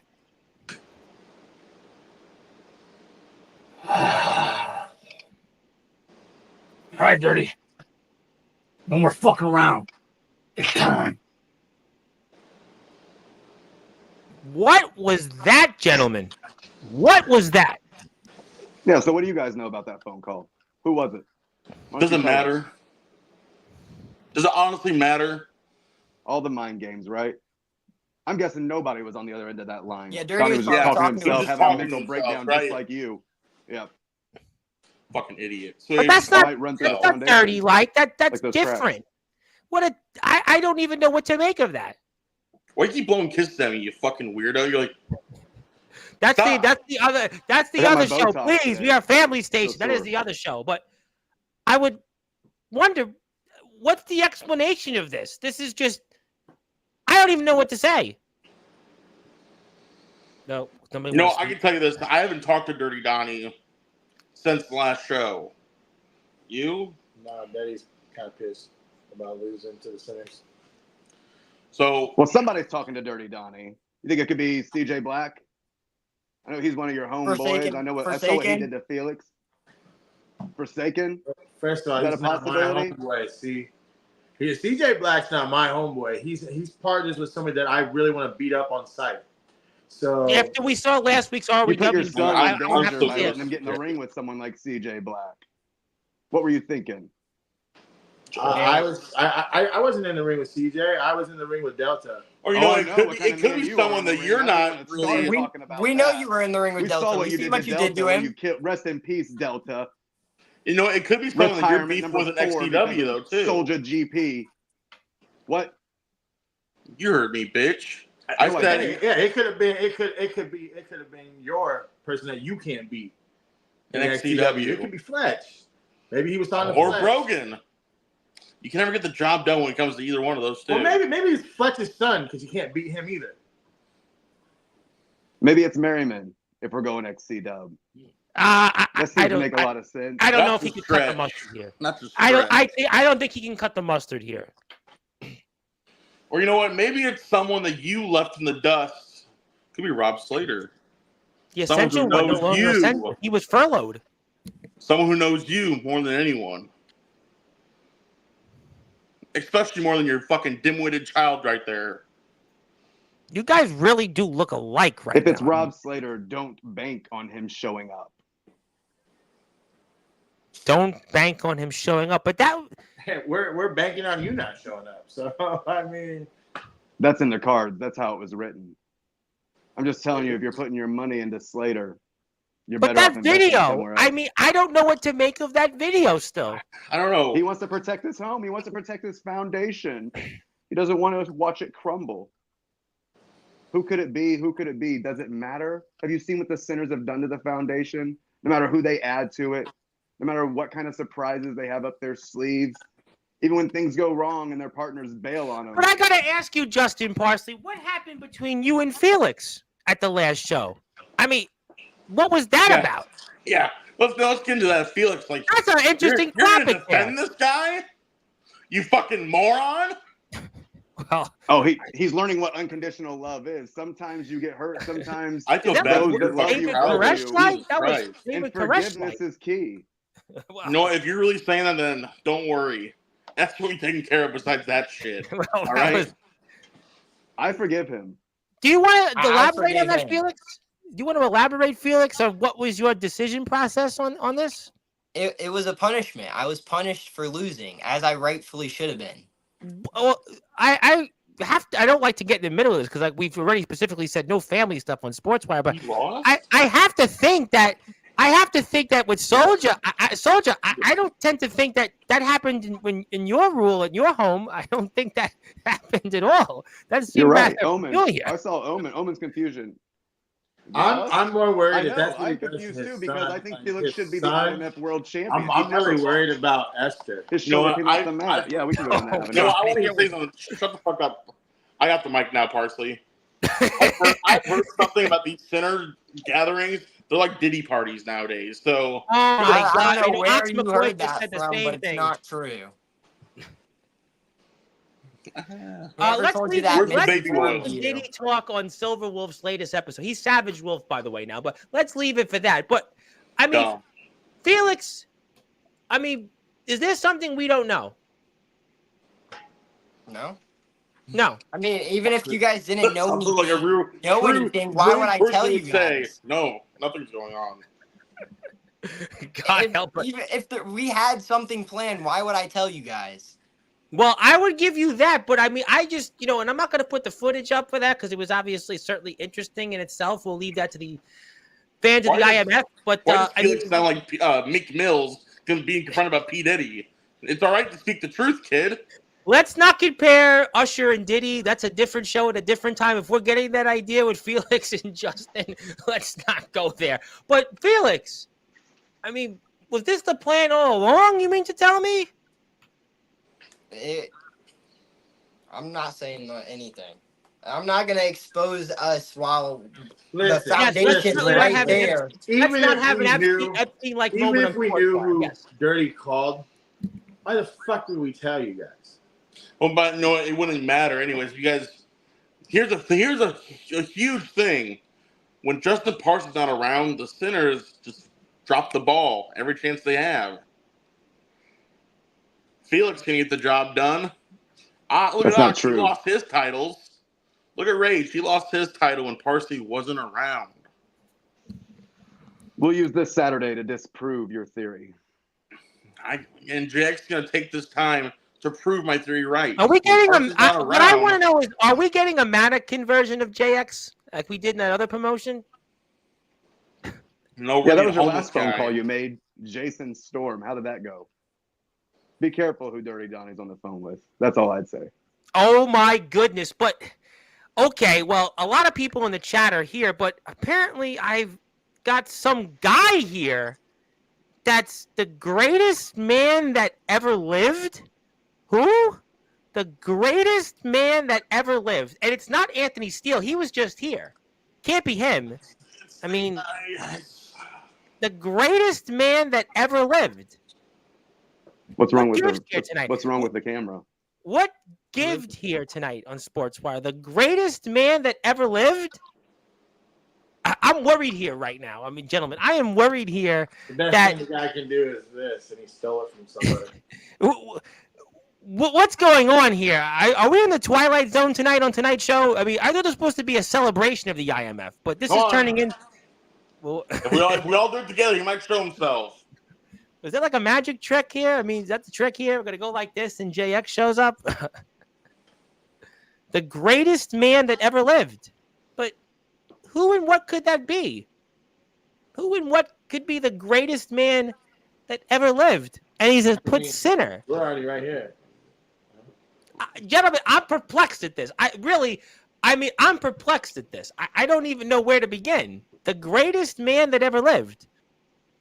Who's the greatest man that ever lived? I mean, clearly he's playing mind games with the Sinners because they don't even know. They look fucking. I'm perplexed tonight. The greatest Dirty man. called? The greatest man that Who ever is lived, that? but there's no picture. It says Sinners. Well, I think we all might be definitely thrown for a obviously loop we here. know who it is. Well, they left the screen. They just left the screen. All right, Shag and Scoob, tell us who it was then. I mean, it's part of you guys. His name on the bottom said Sinner. Greatest man that ever lived, and he That'll hold up in left court. the screen. He literally It's the left. belt collector. It's the it's wait, You what know, else I'm is going? doing What's this the other the wrong one? guy. You know, Matchmaker. I gotta be honest. Three of you four gentlemen have been institutions on this platform. Two of you at the top, Omen and Soldier, practically your platform over the past 2 years. I don't think I've ever seen anything like this on Sportswire. I really don't think. I mean, I really thought I seen it. How about them cracks in the foundation? The mind games. You know are what? still I gotta here. say, yeah, I think a couple of weeks ago we talked about cracks with the foundation, but I don't even know what I just saw. I literally don't. I don't even know what to make of this tonight. This is completely bizarre. This is Bizarro land. Am I living? Is this Dark Den? That's Dark Den's show. No. We know it wasn't Anthony Steele because Anthony Steele loves Anthony Steele. being No. Anthony Steele. I got that one. Anthony Steele would be here and tell you why he's Anthony Steele. We know it's not Ox. The Ox is too scared to come on Sportswire. Ox- We know it's not Yerk because Yerk doesn't know how to work a phone. And we And know Isaiah it's not Rage, Jax because he's Jax ran out of screwed town, up. right? Isaiah Rage is not going to be there, right? Isaiah Rage hit the bricks. Who? Good point. Craven Rage? Who? Who? I don't know. I literally don't. The chat is just like all confused right now. Craven Rage is talking about Scooby-Doo? I don't know. Yeah. Hit the sub button for me, Viper 9905. This guy's here talking about Wimps McNugget. Get the fuck out of here. I'd rather go to a Diddy party than a dirty party. Thank you for confirming. Hello there. Zilla. Do you think that was Zilla, by the way, by any chance? I think Zilla was the greatest man that ever lived, even though Zilla actually showed her face, by the way, a couple weeks ago on Sportswire. But Jack Delta's stream on Instagram. You know, AI and CGI are such I powerful thought tools Atomic nowadays. Titan was doing the AI route. He's here next week. That's next week's show. Atomic Titan's going on about his AI stuff, but that's next week's show. Tonight is with you guys. Pop up with Parsley's on the camera. You know, it's funny that we're talking about AI, CGI, but we got Timu, Parsley, and fucking regular Parsley here, and yet now they have nothing to say. This is just I'm bizarre. I'm in bizarre. Maybe we should just kept Anthony Steele. For a guy on the who phone. loves to talk, Parsley, you're pretty quiet now. Maybe Anthony But I've been Steele. letting my actions doing all the talking here recently, haven't I? But Have you? I think so. So how did you fare against me last time we met? Did your I buddy mean, tap out? Did he I was say he wait- quit? I was waiting for you in ROEW. What happened there, bud? Well, I guess it wasn't Big Man Cam by any chance, right? Greatest man that ever lived. That can't be possible. False advertisement. I don't even know where to begin. Let's see what the chat thinks. I think we're all trying to figure out who's the greatest man that ever lived. I subscribe, but I'm streaming Call of Duty Warzone. If you see my boy Rayus, tell him I said yeet. Yes, Rayus is definitely back. get out. No, of Ray here. is okay. No, Ray's okay. He's doing good in WC. Ray's okay. Well, move on. That's the wrong promotion. But you two gentlemen want to say anything about where we go from here on this? Anything? Anything? We'll just move on to say we'll go to the main event tonight and put the IMF in the Hall of Fame. I mean, and it's not James Taylor, You got right? James Taylor would not be greatest man that ever lived because he would talk about how his match. You got us. you got You it. got All right, it's James Taylor because he would say, what did you think of my match? What did you think of my match? Hey, you got us. It's good old Go James. ahead, go ahead, James go is ahead. coming on at the end of the show, but I mean, what did you think of my match? Nobody really cares if James coming on the end of the show. We have to outsource the people that in the centers that truly don't like the centers. Me personally, I think James Taylor hates Anthony Steele. I think Fletch or Brogan O'Shea really hate Justin Parsley. Felix, Everybody hates him. everyone hates you, especially Midwest Shut up. Press. But and Isaiah Rage, I think everyone hates you. So Maybe About even Craven Rage. WCE Rage versus Rage. Would that work? and then Ox, I think Johnson & Johnson for their Band-Aid line fucking hates you. So it could be them. But Maybe it's Craven Rage. Maybe he's gonna work IMF again. Would he be No, allowed no. to? He's Is he like- allowed to work at the he's like IMF? the James Cerebral. We don't allow him here anymore. Ooh, that's a little bit too much for my taste, but I can certainly rub salt in the wound for sure. We could definitely do that, but I mean, Oh, too soon? yes, thank you, Justin, for doing that. I think that's the Circle of Jerks latest episode coming out to a Sportswire episode New Year. That taste out of my mouth. Maybe Jack Spade, when Jack Spade comes on, we can rub the salt when he comes on back on the You know Sportswire. what? But wait a I'm minute, talking wait a about minute. Circle of Jerks. It could be Josh. The greatest Circle of Jerks with Justin Parsley, right? I think he's the wingman of the podcast. It can't be him, but here we are, greatest man to ever live.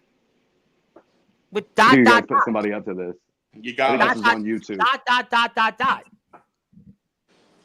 You got us. And wait This a don't minute, work. even more bizarro land. Mr. Parsley, I'll see you soon. Is it Rob Slater, the essential soon? one? Could it be Rob Slater? Could it be? Jeez, Maybe it why is is Fletch so Fletch. serious I mean, Fletch right thinks now? he's the greatest promoter in history. I mean, Fletch, after all, he does think Why are he's the these greatest of messages all coming time. at me from this weird ass account? Parsley, why so serious? Like, why are you being so scared and so freaked out? Relax. This is bizarre. And I just want to get to one of my buddies from the Friday shows. Yes, there'll be more Vince McMahon documentaries on Netflix. I'm going to talk about that Saturday. Thank you, David, as always, for your support of the platform here. Thank you for that. We're going to talk about that on Saturday's Sportswire show. But, I mean, who is stealing this Austin Aries gimmick? I mean, yeah, I don't know what it is, but do Felix and Justin, do you like to say anything? Or should I keep you on and bring on the main event to the show, the last thing, before I can put the IMF in the Hall of Fame? I mean, is Felix, you're going to maybe go back and find some more conditioner? to match Justin's hair, or you should do like the commercial. I love those commercials. Hey, Tom, can you clip that for me? We'll do that on tomorrow's show. We'll do that for tomorrow. Send it to me. Yes, I want that clip. And apparently, Anthony Steele's got more comments about this. It's not him, though. I don't think it's him. The same person that didn't cast you for the Goonies, too. And he said it 3 times, though. 3 times. It's not funny either time, so good one. The Sinners remind me of the Kimura from Mohona. 4 up, 4 down. I'm gonna pull it off real quick because Steele, when you were cutting your stuff, when you were doing your stuff, it looked like you were looking down. I just want to point out, no script. Oh wow! So this is not scripted here. We were live on. Well, I always thought we were live on Sportswire. We don't run things on a script. That's other shows.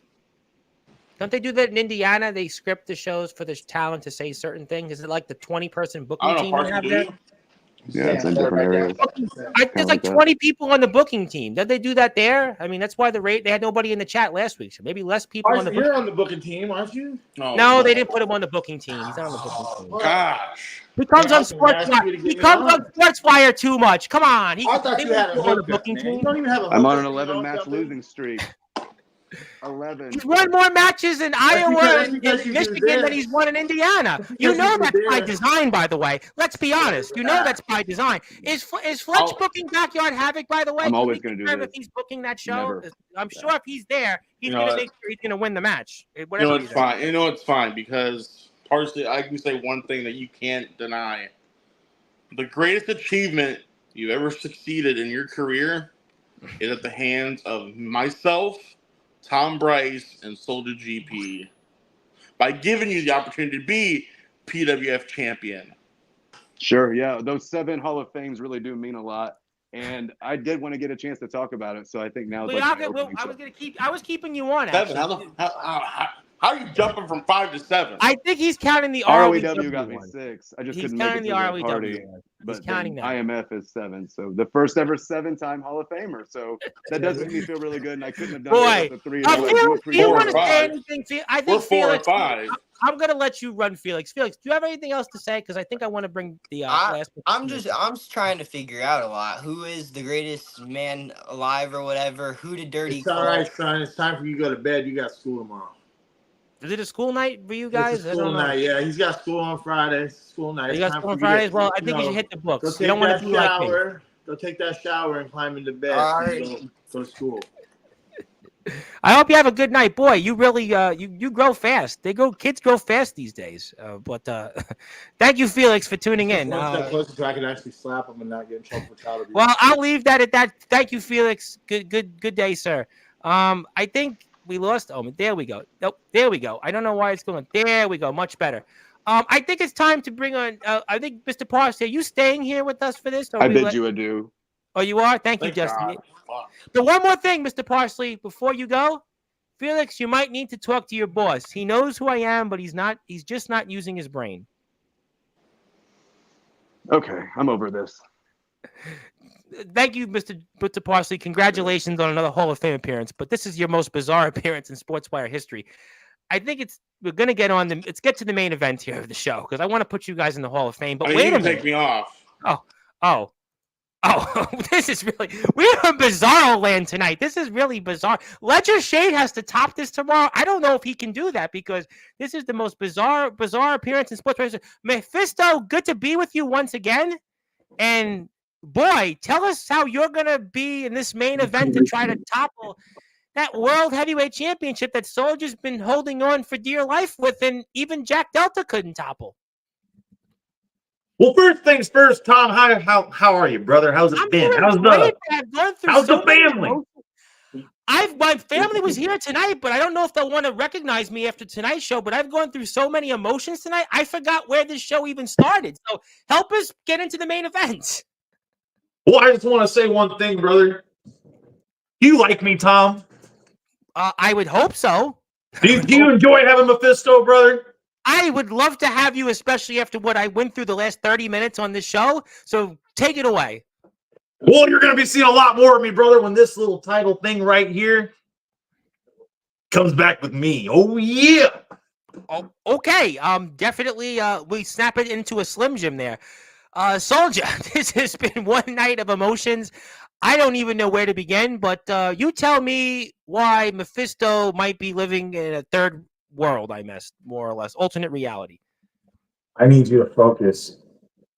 I need you to actually take this seriously, because if you don't, I'm going to hurt you. Brother, I'm focused right here. You're not focused. Put it down. You need to focus, because this isn't going to beat me. I'm not a Rock wannabe. I'm not a fucking Bobby Heenan ripoff. I'm not a 50s guy. I'm Soldier GP, and I've been the world champion for almost 11 months. You need to take me seriously, or I'm going to beat your ass and walk in and walk out the champ, and there's nothing you're going to fucking be able to do about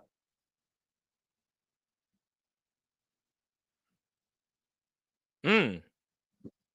We want to get serious, brother. Is that what we're wanting? We want the jokes aside. Is that what we're wanting? Yeah. Because you mentioned the Rock wannabe, Mr. Prince Achia, and if I do recall, I planted his ass in the ring. Straight on his back, brother. 1, 2, 3. Took the U.S. title home with me. And then 6 more times I defended that same very title. Now listen to me. I took the Rock wannabe, and I beat his ass in a cage in less time than it took you to beat him. Brother, I believe that cage match was after the Winter Clash match of me pretty much weakening him for you. And Mephisto, you need to take this seriously. Brother, I'm taking it as serious as it can be right now. I hope you are. Because I've been waiting since I've joined IMF, since the day I turned on Prince and told him I was done being his bodyguard, for the moment to get in the ring with you, Soldier. Yes, the goofiness, yes, the gimmick is there, and I like to be who I am. But you know what, brother? This is the moment I've been waiting for. This is the moment I've been getting ready to do. This is why Ace Diamond couldn't keep going. He got scared and ran away because Soldier GP was too much for him to handle. You're not too much for me, brother. I'll tell you that right now. You think you can take that from me? I think it's going to be a well-fought battle. I don't sell you short at all here, brother, because as it is, like, we get along pretty well. I'm not going to sit here and assume this is going to be a cakewalk. But you want the best of Mephisto, brother? You will get the best of Mephisto. You will get serious Mephisto. I want serious Mephisto. I don't want the R-Truth ripoff that wants to be in the foundation, that throws up the foundation. Don't even throw up the foundation right, because you're missing a finger. Why? Because you're not part of the foundation. I'm walking in on the 28th, this Saturday, in Palo, the world champ. And I'm going to beat you just like I did everybody else that walked in against me. What makes you different? I bring something to the table no one else does, brother. An intensity no one else has. A size no one else has. And I'm going to get a little goofy here. Biceps no one else has, brother. Everyone else you've gone against has been half your size. I'll admit, even my opponents have been half their size. But Isaiah Rage took him down aside from a cheap shot from old H Diamond. But we knew that was a lock in, brother. Isaiah was all but one. Chuck Remington jumped him off the cage, put him on his ass. Him and Isaiah both could have taken me down with 2 choke slams combined, brother. Those 2 guys. The Rumble, brother. I took on everybody in that Rumble and threw Damian Saint himself out and over. Oh, yeah.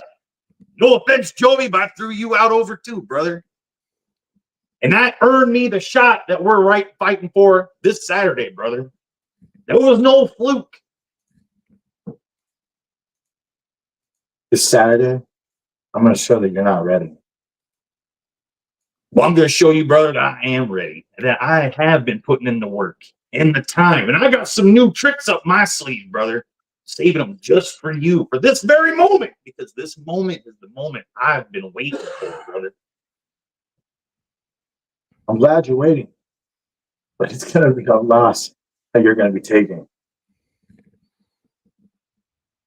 But we find out Saturday, won't we, brother? So, the best thing about this, that there is no sinners, no foundation. I get to show off what I really can do. You're just a stepping stone on my way to the next person. Not to steal your line here, brother, but maybe you're just a stepping stone on my way to bigger and greater things than the U.S. title was for me. Than the intergalactic title that I held for Joby was for him. I'm going to take this belt and I'm going to make it what I did the U.S. title. I'm going to raise it up to the roof, brother. I'm going to take it to the next galaxy over, and I'm going to let everyone see it and know that Mephisto is the IMF heavyweight champion. Oh, yeah. Oh, my God. Mephisto, this seems a different tone from you. And I have to ask you this question. This is the first time you're stepping up in the big time, in the main event. What is it going to mean to you to win the IMF World Heavyweight Championship? Should you win it in that main event, Ring of Champions, less than 48 hours from now in the Palo Community Center? Like I said, Tom, it's the whole reason we're here. The whole reason why Mephisto decided to show himself and turn on Prince Achia for this very moment, brother. Almost 2 years ago now, and we're here. You're different tonight. You look like this is not the Mephisto that comes on here over the past year. And we have fun and people kind of go. And no, this is, maybe you are ready to step up into the big leagues, into the big time. But Soldier GP just wrestled maybe. He's ready. You might be big and tall, but you're not big enough to break that glass window and get that brass ring. We'll see how high up I get on this Saturday, brother. Oh my God. This Saturday. Just like everybody else, you're going to take a stunner. 1, 2, 3. It's hard to take a stunner, brother, when you'll be taking a tour of the Milky Way, or the galaxies, as we like to say. I think you're big enough. I don't think you understand how big I am, brother. We'll see. Oh my goodness. We will see, brother. I'm looking forward to it.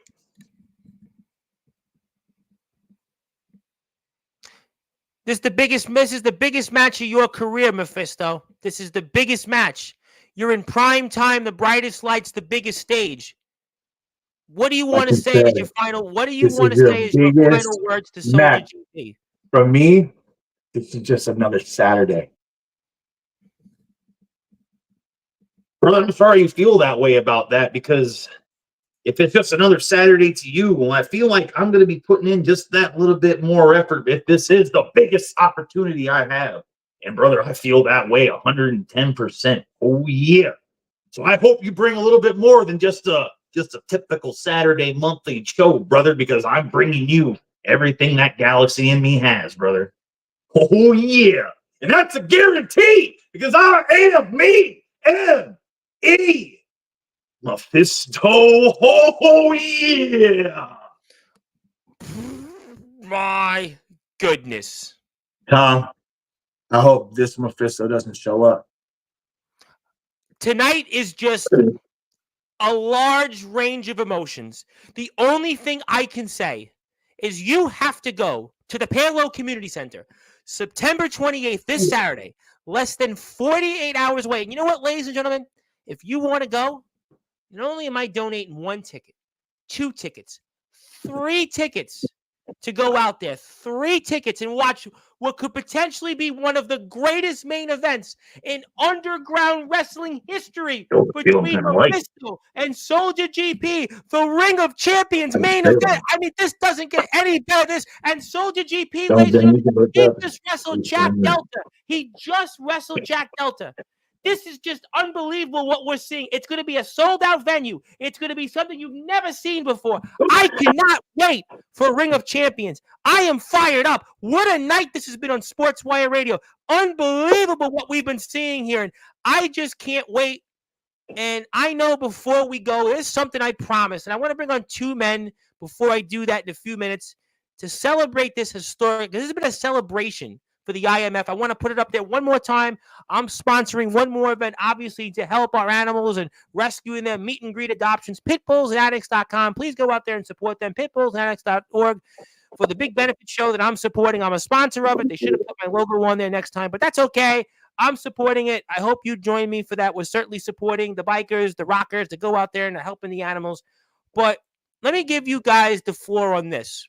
What are your final words for both of each other coming up here this Saturday, Palo Community Center, for that IMF World Heavyweight Championship, the richest prize in the underground wrestling circuit? The way I see it, Mephisto, this is your biggest opportunity, right? You have everything to lose. I don't. Because again, I'm going in with the mindset that I go into every other match. It's just another Saturday. For you, this is your goal. See, it's already on my shoulder. I don't have to beat you. You have to beat me. You have to pin me to take this. And I don't think you're ready.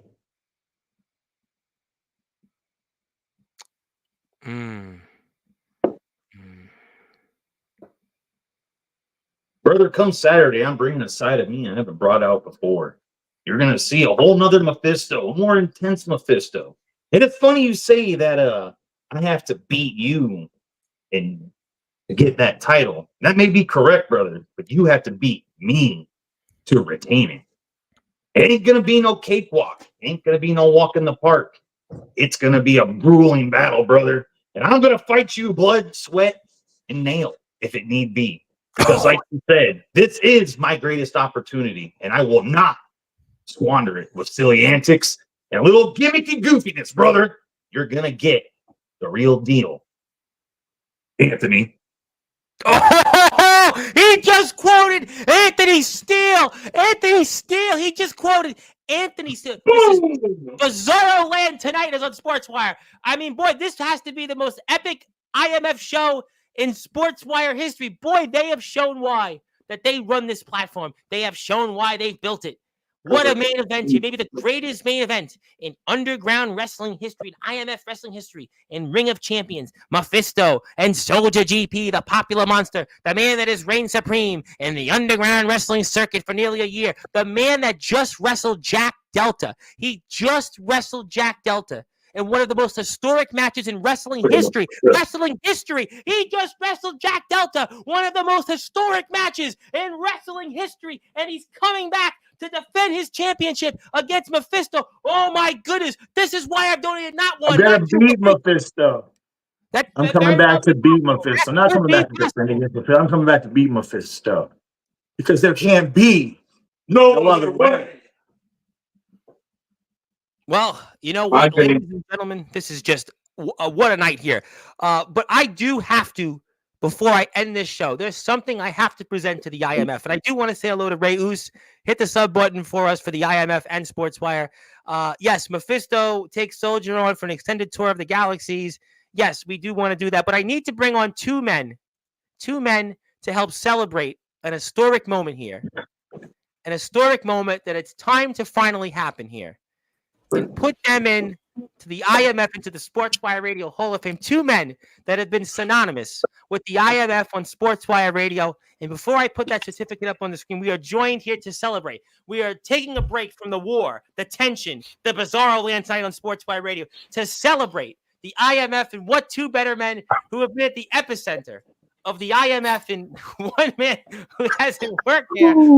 Owner of ROBW, the legendary 131,000 followers strong James Taylor, also Taffy's Lounge, 135-year-old. and of course the man that is here, he is back. He's always back.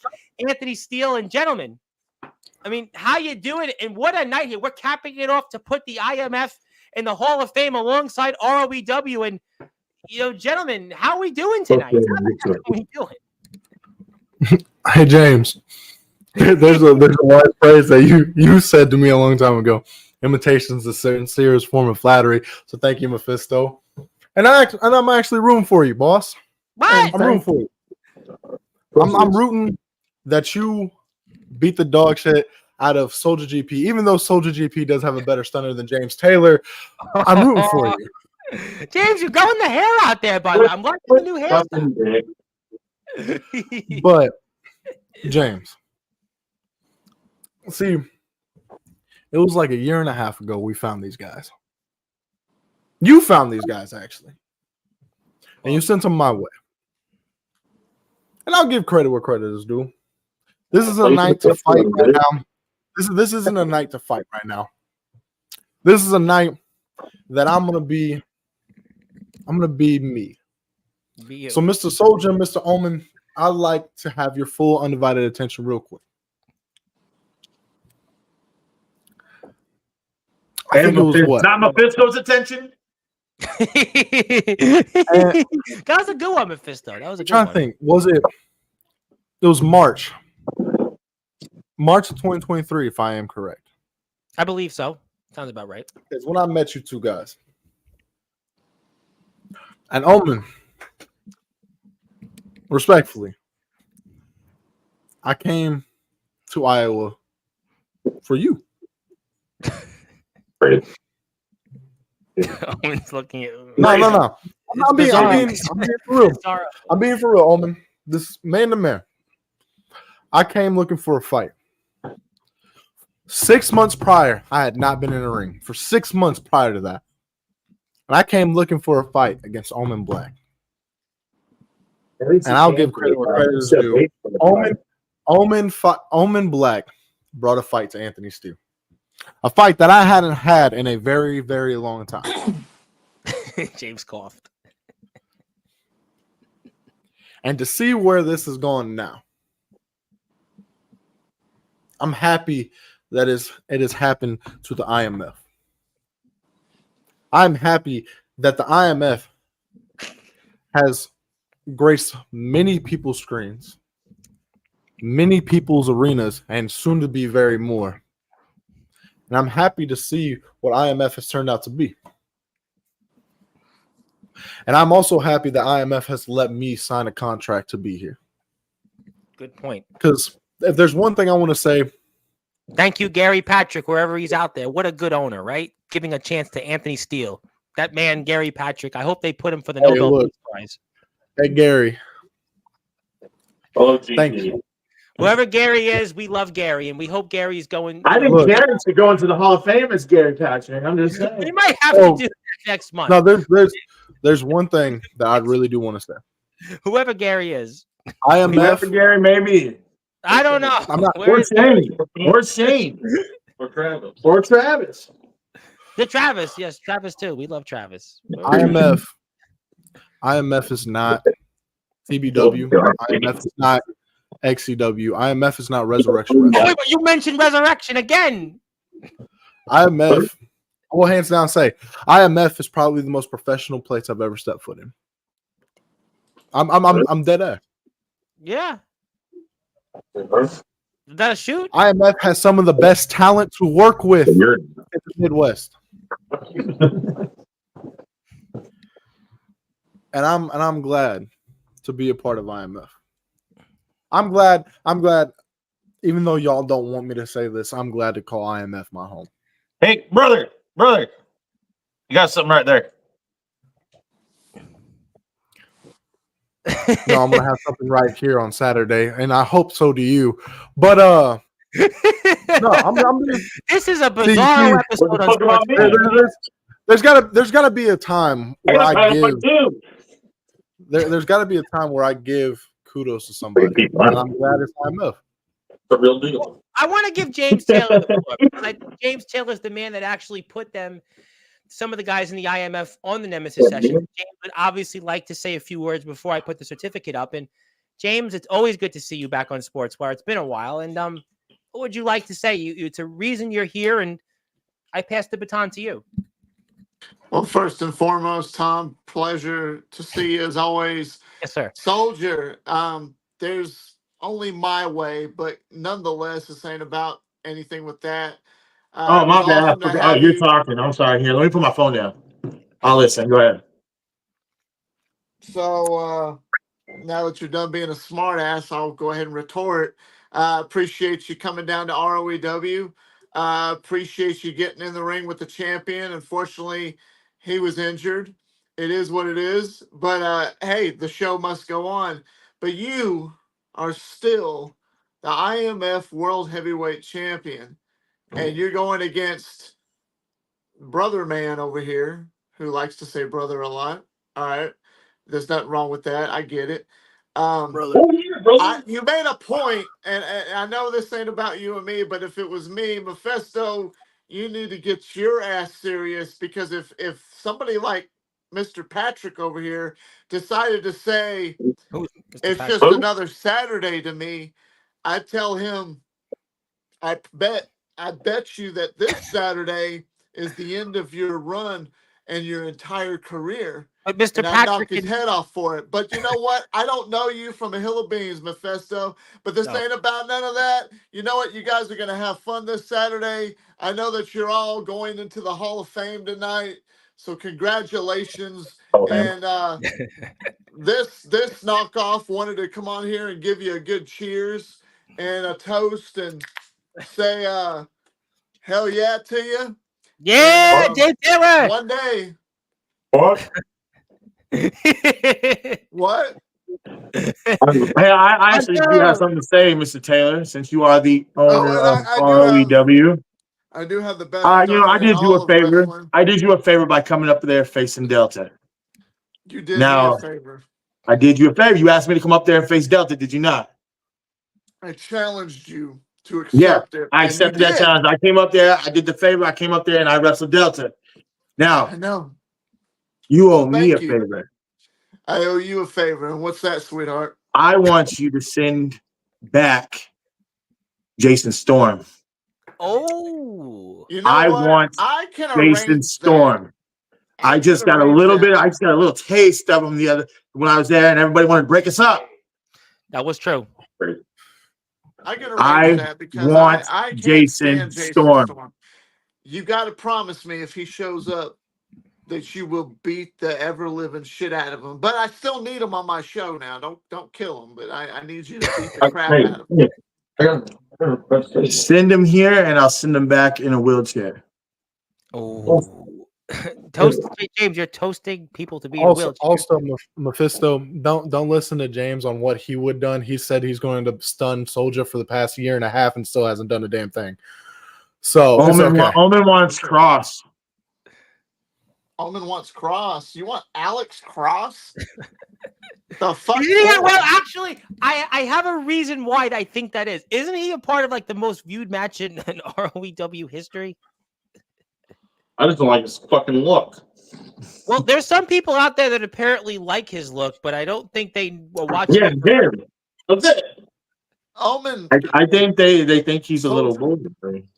I think that they watch it for reasons that, let's just say that there might be on other shows that shall name not anonymous here, but those certain type of people like to help Diddy a lot. So maybe he was like Usher with Diddy, huh? But serious question. Whenever that day does happen and it's you and me, is it just going to be another Saturday to you, or would you take that as a more serious event? In the words of a man who thinks he's wise, never say never, kid. Are you? What are you trying to say? Are you trying to point finger? You trying to make fun of me or something? James, I've been waiting for you. I've been waiting for you to come up here. You were supposed to come up here with Steel. No, he's not making. You know what I'm saying? Like, I've been waiting for you to come up here for a long time, and you're like, "I'll come up there when it's right for me." So obviously, you're scared of me, and it's never gonna be right for you. No, it's not funny. There just can't be no other way. Look, I'll just tell you. If you come up here and you wrestle me, what's going to happen is we're going to go back and forth. You're going to try to stun me. Then you'll realize that you're not tall enough to stun me, and I'm going to stun you because there can only be the Soldier way. Oh, I'm going to probably, if it seems like I'm going to be shorter than you, which I doubt that because I've seen you stand next to Anthony and I stand next to Anthony, so I can kind of get and determine how tall you really are. The only thing I'm going to be staying away from you is your armpits because of your flab hanging everywhere and your damn BO. Other than that, I might bring a clothespin, close my nose up, your and hair then beat the hell out of you inches. regardless. But that's all right. I'm sorry. I didn't want to get lots of people's BOs, but this is Bizarro show on Sportswire tonight. This is definitely, we've run the gauntlet here. We've talked about people having matching hair looks. We've talked about BO now. We've talked about Ufa, Mala, Upa, whatever that was. Thank you, Willie Some of us Drago. don't have a lot of hair up there, Tom. Oh, I appreciate that. Thank you. Where's C2K? Where's he been? He's not in the IMF. What? That's a different promotion. Oh, your company, right? I'm confused. I guess because of my old age. Well, you guys have Alex Cross. Wouldn't he fit? I mean, you have Alex Cross on your roster. Yeah, Don't you yeah, Jim Collins. You have, I mean, listen, don't you have the homeless guy on your roster still? He would fit there technically. You have not, Jay. What? You can stop wearing my coat right now. So something. Well, while y'all are playing circle jerk in the garage, I just wanted to come That's in here and say congratulations. I think it's time to put the certificate up because I don't want to get circle jerk in your fucking wifey room. Fuck you. Congratulations, and I think the irony of this is that James is here, Anthony's here, and yours truly is here because that's where it all kind of started. And it actually started July 9th, 2022. That's when it started. The first IMF video was uploaded to YouTube, and here we are. And the IMF is the premier underground wrestling company that moves the world. With Summer Bash, it helped us all the things we've seen. Backyard Havoc, Devil's Playground, Backyard Brawl, Summer Bash 3 next year. And Tom, the channel's wrong, by the way. I'm sorry. What's that? Our first channel, let's take it down. It was in 21, but this channel, yeah, 22. I went to the first one on the new page. Sorry about that. So let's get it upset. But we have a certificate, which we'll certainly provide, and we'll provide the 3-ticket donation after we're off the air. But we did want to congratulate you guys, and obviously couldn't be there with 2 men that obviously were there from the beginning. I would have put Craven Rage on the chat, but he might have spoiled the outcome of this. I think Anthony laughed. You know what he's not going to spoil, though, is the outcome of James Taylor versus Soldier GP, because it's never going to happen. I can spoil that. I can spoil that. I can spoil that. Happen. No, I can spoil it. It's not going to happen. I want to say thank you to James and that. Anthony for coming on, blah, blah, blah, blah, and James, do you like Anthony's new haircut, by the way? It looks like a little no, exactly. Looks like a little. Hey, this little boy. He went from My Chemical Romance to Simple Plan. Hey, there's only 2 things for certain that's going to happen Saturday, and that's 2 foundation members are going to lose their championships. That's what I know. Well, yeah, right. Hey, dumbass, I don't have a championship, so boom, you're wrong. I'm not talking about you. Roasted. He thinks he's going to be Jovi. I know I'm going to be Jovi. I know I'm going to be Jovi. Well, I know 100%. Before we do anything, Ox McCoy, if you want to come on the chat and come into the stream, I sent you the link on your Facebook page. So we'll wait for a couple more minutes. If you're going to come on here in a few minutes, I sent you, check your Facebook. Yeah, come on, Ox. Come on, Ox. You can talk for about 3 minutes before you forget what you're going to say next. Thank you for that. We appreciate that. We are joined here with James Taylor, ROEW owner, host of the Nemesis Sessions, Taffy's Lounge, Mephisto, the legendary former United States and intergalactic champion, Soldier GP, the popular monster, the IMF world heavyweight champion, the man that has been running you supreme across the world, is 11 months as champion. Omen Black, it's his show. He's in the background after all. He's scheduling new guests. He's scheduling new people to come on. And the man that has a new haircut, a new attitude. He's more humble. He's more real. And it's Anthony Steele, who's now no longer down south, but he's back sort of up north, and he's the newest member of the IMF. What's the over-under you stay in the IMF, Anthony? What do you think you'll stay in? A couple of years? I'm going to be here for a while. Hey, Soldier, I just thought about this. So my first appearance was last year. My second appearance is this year. That makes me 2-0 in IMF than James Taylor because he said he's going to show up and he's still. But you lost against Omen Black, though. So it's okay. We're talking about when he said he's going to show up, he's going to show up. Oh, well. That's one thing I can say. That's one thing I can say about Steele. When Steele says he's going to show up, he's going to show up. He shows up. Rachel Gage. Oh yeah. Hey, car problems. Car problems. You can't help car problems. James, I have a question for you. What's your thoughts on Ledger Shade coming back to Sportswire? Do you have any words you'd like to say to Mr. Ledger? Anybody here would like to say anything to Ledger Shade? I mean, would anybody like to address him personally? He is probably out there watching this, and he'll be here tomorrow in your spot, and he'll have to certainly topple what was tonight. Knew it. Would you gentlemen like to say anything to Ledger Shade? I'm sure he'll be out, and we'll make sure he hears this message. Knew it. It's going to be very interesting to see him on here again for the second time, and to show that video clip that he's got that he's been working on for months now. That got a movie, the Ledger movie's coming out, the anthology. So it's going to be interesting to see that and see what it entails, and then I guess we'll go from there.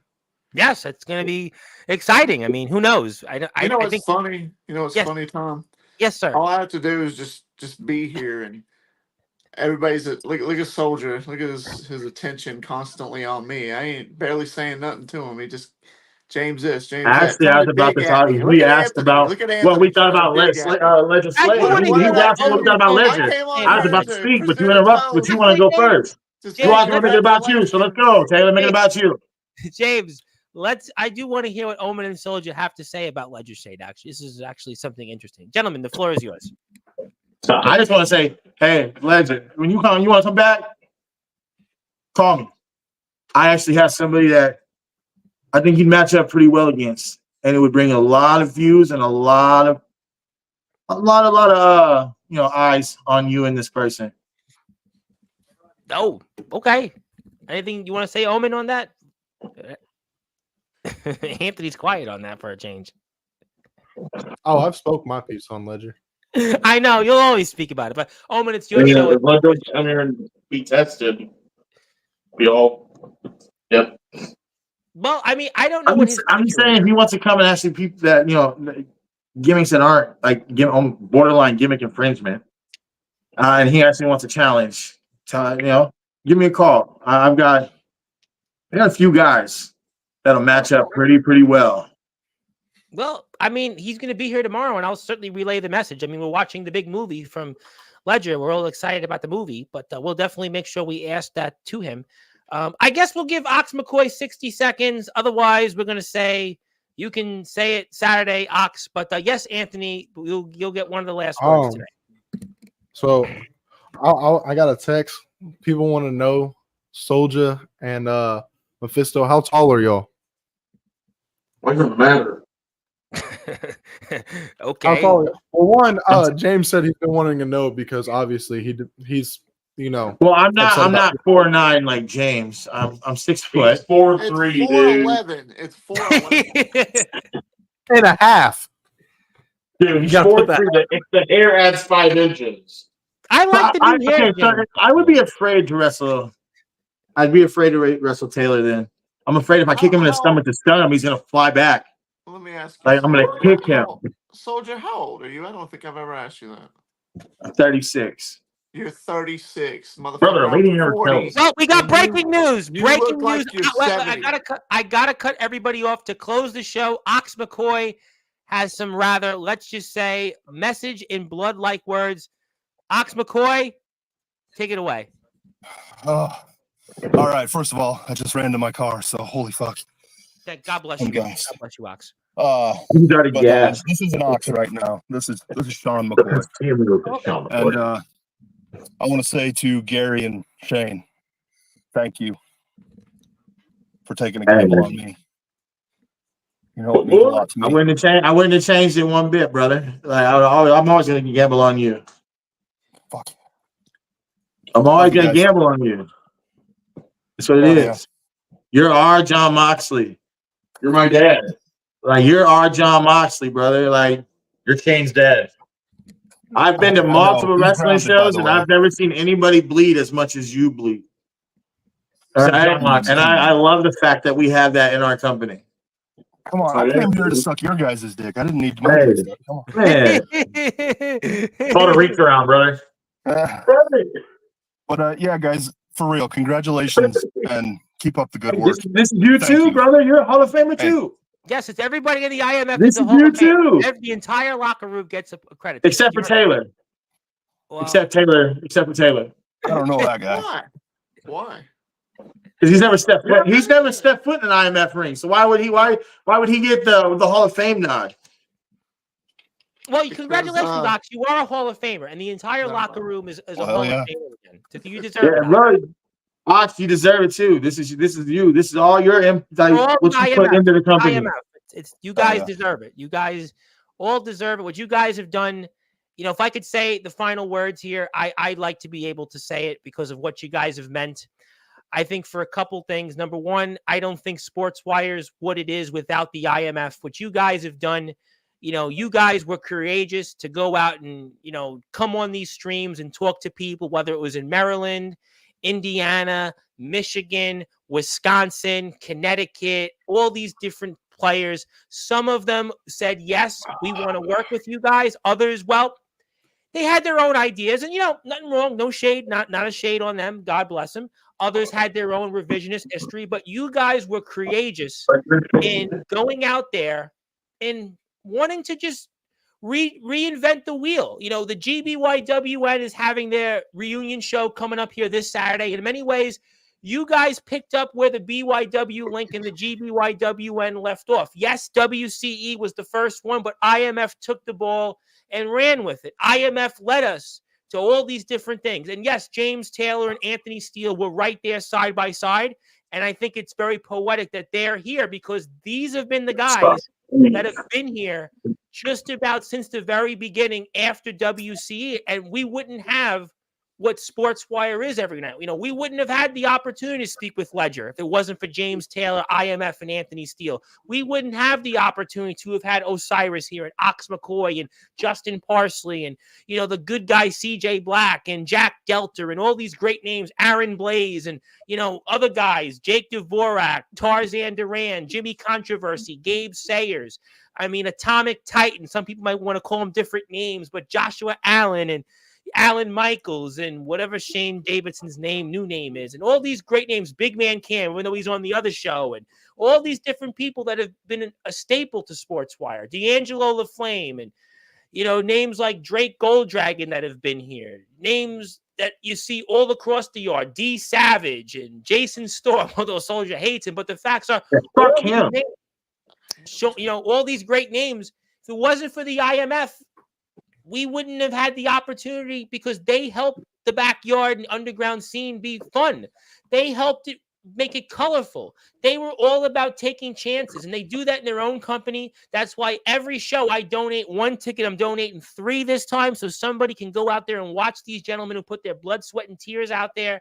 And I can't stress the importance enough of that. All these people that come on, yes, we'd still be doing wrestling, but it would be with tea and crumpets and guys that can't talk like these guys all here tonight. And they'd have funny accents, and it would be at 3:00 in the afternoon. And we'd have 4 people on the YouTube live. And I'd probably be at 388 subscribers on YouTube. And I wouldn't have, 2,400 followers on Facebook. I wouldn't be on TikTok relevant. And these 4 men, we'll throw Mephisto in there because Mephisto's been here too. These 5 men, they've helped lay the groundwork for that. They have been here. They've been constants. And I think that, Soldier, you were right. Why wasn't the IMF in the Hall of Fame earlier? But you know what? We try to correct those things. You guys are here.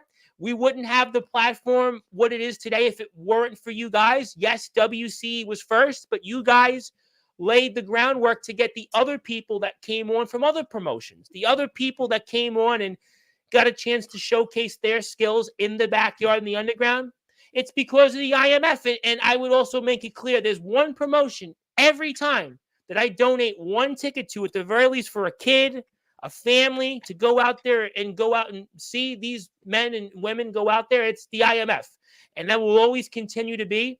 And let it be known that you'll get inducted into the Hall of Fame more times. And let it be known that more members will be inducted multiple times. And the facts are is that James Taylor, Anthony Steele, and the IMF, they were where it all started. And this is really what, to me, is who should be here to let the IMF be inducted into the Hall of Fame. And I can't thank you guys enough for all that you do for us. I know usually it's a 25-minute speech, but I don't have much of a voice left. I've done about 194 shows, so I apologize on that. Anthony took a lot of the voice out of my wind out of my voice these last 5 days on Sportswire. But I will say that you guys Really, you mean so much to us. And I want to address a couple things here first before I sign off. This is also, I want to put Darkron also a part of the Hall of Fame for the IMF because he has meant a lot to the IMF. I know he's going through a couple different things, and we want to send our prayers to him and his family. Fast recovery, yeah, fast recovery. That's really what happened to him. If I could break the fourth wall for a second, what happened to him is just, I wish that on no person, and I only pray for his recovery and I pray for his family because, you know, that's really a horrific thing that happened to him. I don't even want to talk about how it happened. Just pray for him and pray for his family and pray that he can go out and have a normal life. I want to also thank just everybody in the locker room, by the way. All of you Ox, yes, you're a part of that. Everybody that goes out there and puts their blood, sweat, and tears out there. If it wasn't for you guys, we wouldn't have these shows. I want to thank the ring crew, all the people that go out there and help set the ring up. You get a part of that. Also, I want to thank Levi McDaniel, first of all, because of what he's meant, I think, to the IMF. I think he definitely deserves a huge role in that. I want to thank also everybody that's been involved in coming onto these shows and supporting. I want to thank, obviously, the people that watch and the people that tune in. And really, I just want to thank everybody in the IMF for just their support of this platform. They, you know, guys like Rad Dad and Copper Dragon, they talk about really a platform that the IMF built. Yes, we joke show, but really it is. You know what? And really, it's everybody's show. It's not my show. It's the people that want to be here because the truth is nobody wants to hear me talk. They want to hear people like Anthony Steele, Omen Black, Mephisto, Soldier GP, Ox McCoy when he makes me a collaborator on Instagram. That was a funny one, right? James Taylor. You know, that's what the people, they don't want to hear me. They want to hear the wrestlers.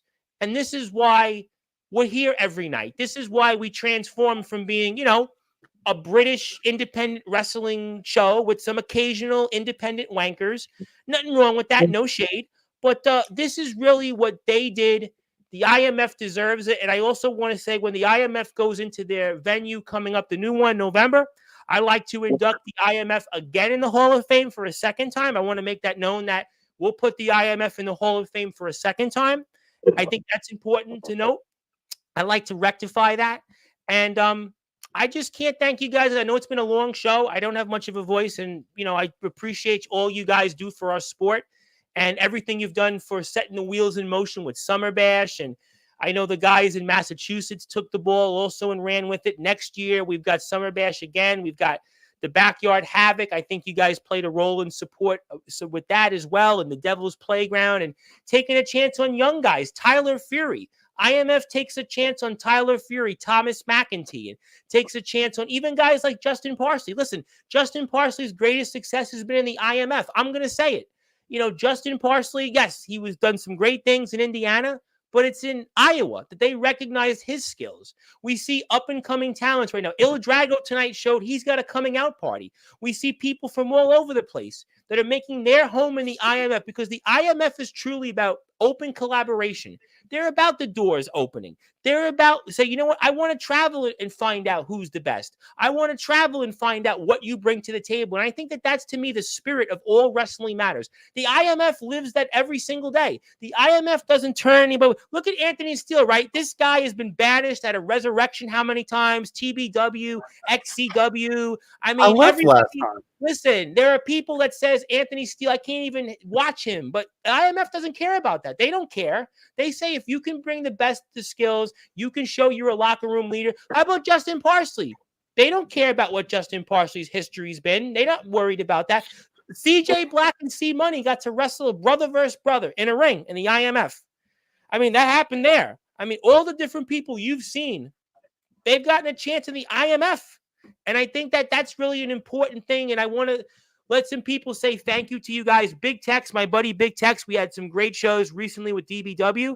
He wants to congratulate you guys. Big Tex, please win a match, win a championship so I can put you in the Hall of Fame because he's got like Justin Parsley's record in XCW right now. Please, Big Tex, win a championship. I want to put you in the Hall of Fame. Thank you, Justin. We love Justin. Justin Parsley wouldn't be a 70-time Hall of Fame if it wasn't for the IMF. I mean, he'd be, you know, somewhere else. You have a big fan out there? There's a big fan out there that would like to say congratulations. It is long overdue. Can you cut that clip right there about Parsley and send it to us too?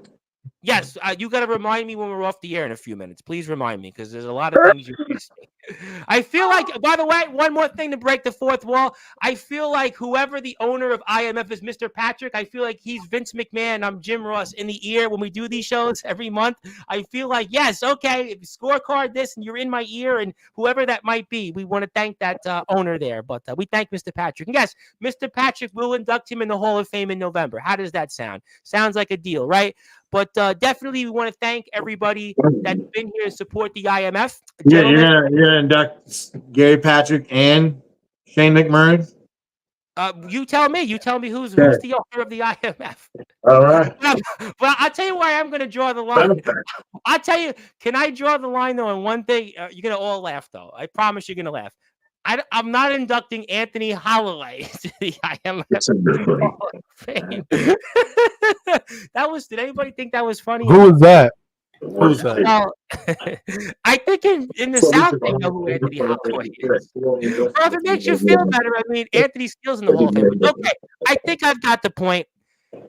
Congratulations, everybody. We thank you guys all for tuning in. I want to thank also my mother for letting us sponsor the event for the pit bulls, the rescue event for the animals. I'm a sponsor for that event too. Thank you for that. And congratulations, Ox. So good to see you once again. And other than me just being a collaborator on Instagram to your videos. James Taylor, thank you as always. I did watch your match before I went on the air, and I will talk about it next week on Sportzwire. I'll talk about it. And I hope, by the way, one more thing before I let you guys go. I hope you guys join me on my birthday, October 7th, 9 o'clock. You guys can roast me on my birthday. Sure. How does it sound? Can I say one more thing? Like, I just want to. I do want to thank like ROEW, DKW. You know, I will say I think XCW because we went there. Everybody that took a chance on us when we were just getting started. James, thank you. It kills you, That killed me. That fucking killed me. I want to thank the IMF roster. Like, I will fight anybody in debate that I have the best roster in all of backyard wrestling. Underground now. Underground wrestling. I have the best roster. I got people that can high fly. I've got hardcore. We got heavyweights. We got middleweights. We got everything. And we tell stories and put on a good show. Where would I fit on that roster? You be wrestling. Wait. I bring in Max Mini for you. Micro. What about Monoxide? Does Monoxide count? Monoxide count? Anybody wrestling in IMF, right? You wouldn't bring Loose Cannon for me? No. I definitely bring in. See, everybody keeps making fun of that, but I look at that. It was a Make-A-Wish Foundation. True. You know what? To be fair, I got to give you that much. Anthony coined that term because on Sportswire we've had some. I'm just saying it was a Make-A-Wish Foundation. I got to be honest. This is where I'm going to break the fourth wall. We've had a lot of Make-A-Wish shows on Sportswire recently. A lot. But I will say, watching him. Oh my God, he wrestled like a Team Mankind, but was built like the neighbor of Rocco and Rocco's Modern Life. Oh God, stop. This is how you know we're in the witching hour. This is how you know we're in the. But yeah, no, listen. I just want to thank everybody that took a chance on us, letting us come to their places and wrestling with us. You know, the pros like Damien, real talk like Damien. I think the Sieve. I was going to mention him next. You know, like everybody that's taking a chance on us, and like I said, my roster Audi Ultra was here too, right? Audi Ultra was here as well. Remember that? Yeah, you wrestled him. That was the one. Like great people. The roster. We get the vision, and they just go out and they put on 5-star matches. In my opinion, a lot of them 5-star matches. Midwest Express, pound for pound, might be the best tag team in our circuit. I think that's another example of what you can. That's true. Tell me and Parsley come out. Justin Parsley, I think, has got other duties to attend to. He's been a Hall of Famer 100 times. We got the people who we need to be here with. All right, gentlemen, I think we can say thank you. I will send the certificate when we're off the air. I will send you the 3 tickets when we're off the air as well for that. That's my contribution to you guys. We will induct you number 2 in November, whenever the next show is for then. But congratulations to all of you, and we'll see you soon. And good to see you, Ox. And thank you, everybody, for watching tonight's historic show, Celebration Week. We got you ready for IMF Ring of Champions. We also got you ready for the latest Hall of Fame induction, which we did with the IMF. They joined TBW. They also joined ROEW from the backyard and the underground into the Hall of Fame. And I'll be back here right after SmackDown with some guy named Ledger Shea. I know Anthony's going to say, link me, but Ledger's on that episode is going to say, no sayonara. No. Hey, I gotta finish preparing to beat the dog. Yeah, you're going to ask me for the link, and Ledger's going to tell you it's no, but that's okay. We'll be here, I'm sure, soon enough. But thank you, everybody. My name is the Reverend Tom Bryce, your voice figuratively and literally where all wrestling matters. If you are here, hit the sub button for the IMF. They're almost at 2,100 subscribers. I'm almost at 1,000. Thank you, everybody that's tuned in. And good morning, good afternoon, good evening, wherever you are on the number 1 global radio station that is Sportswire Radio.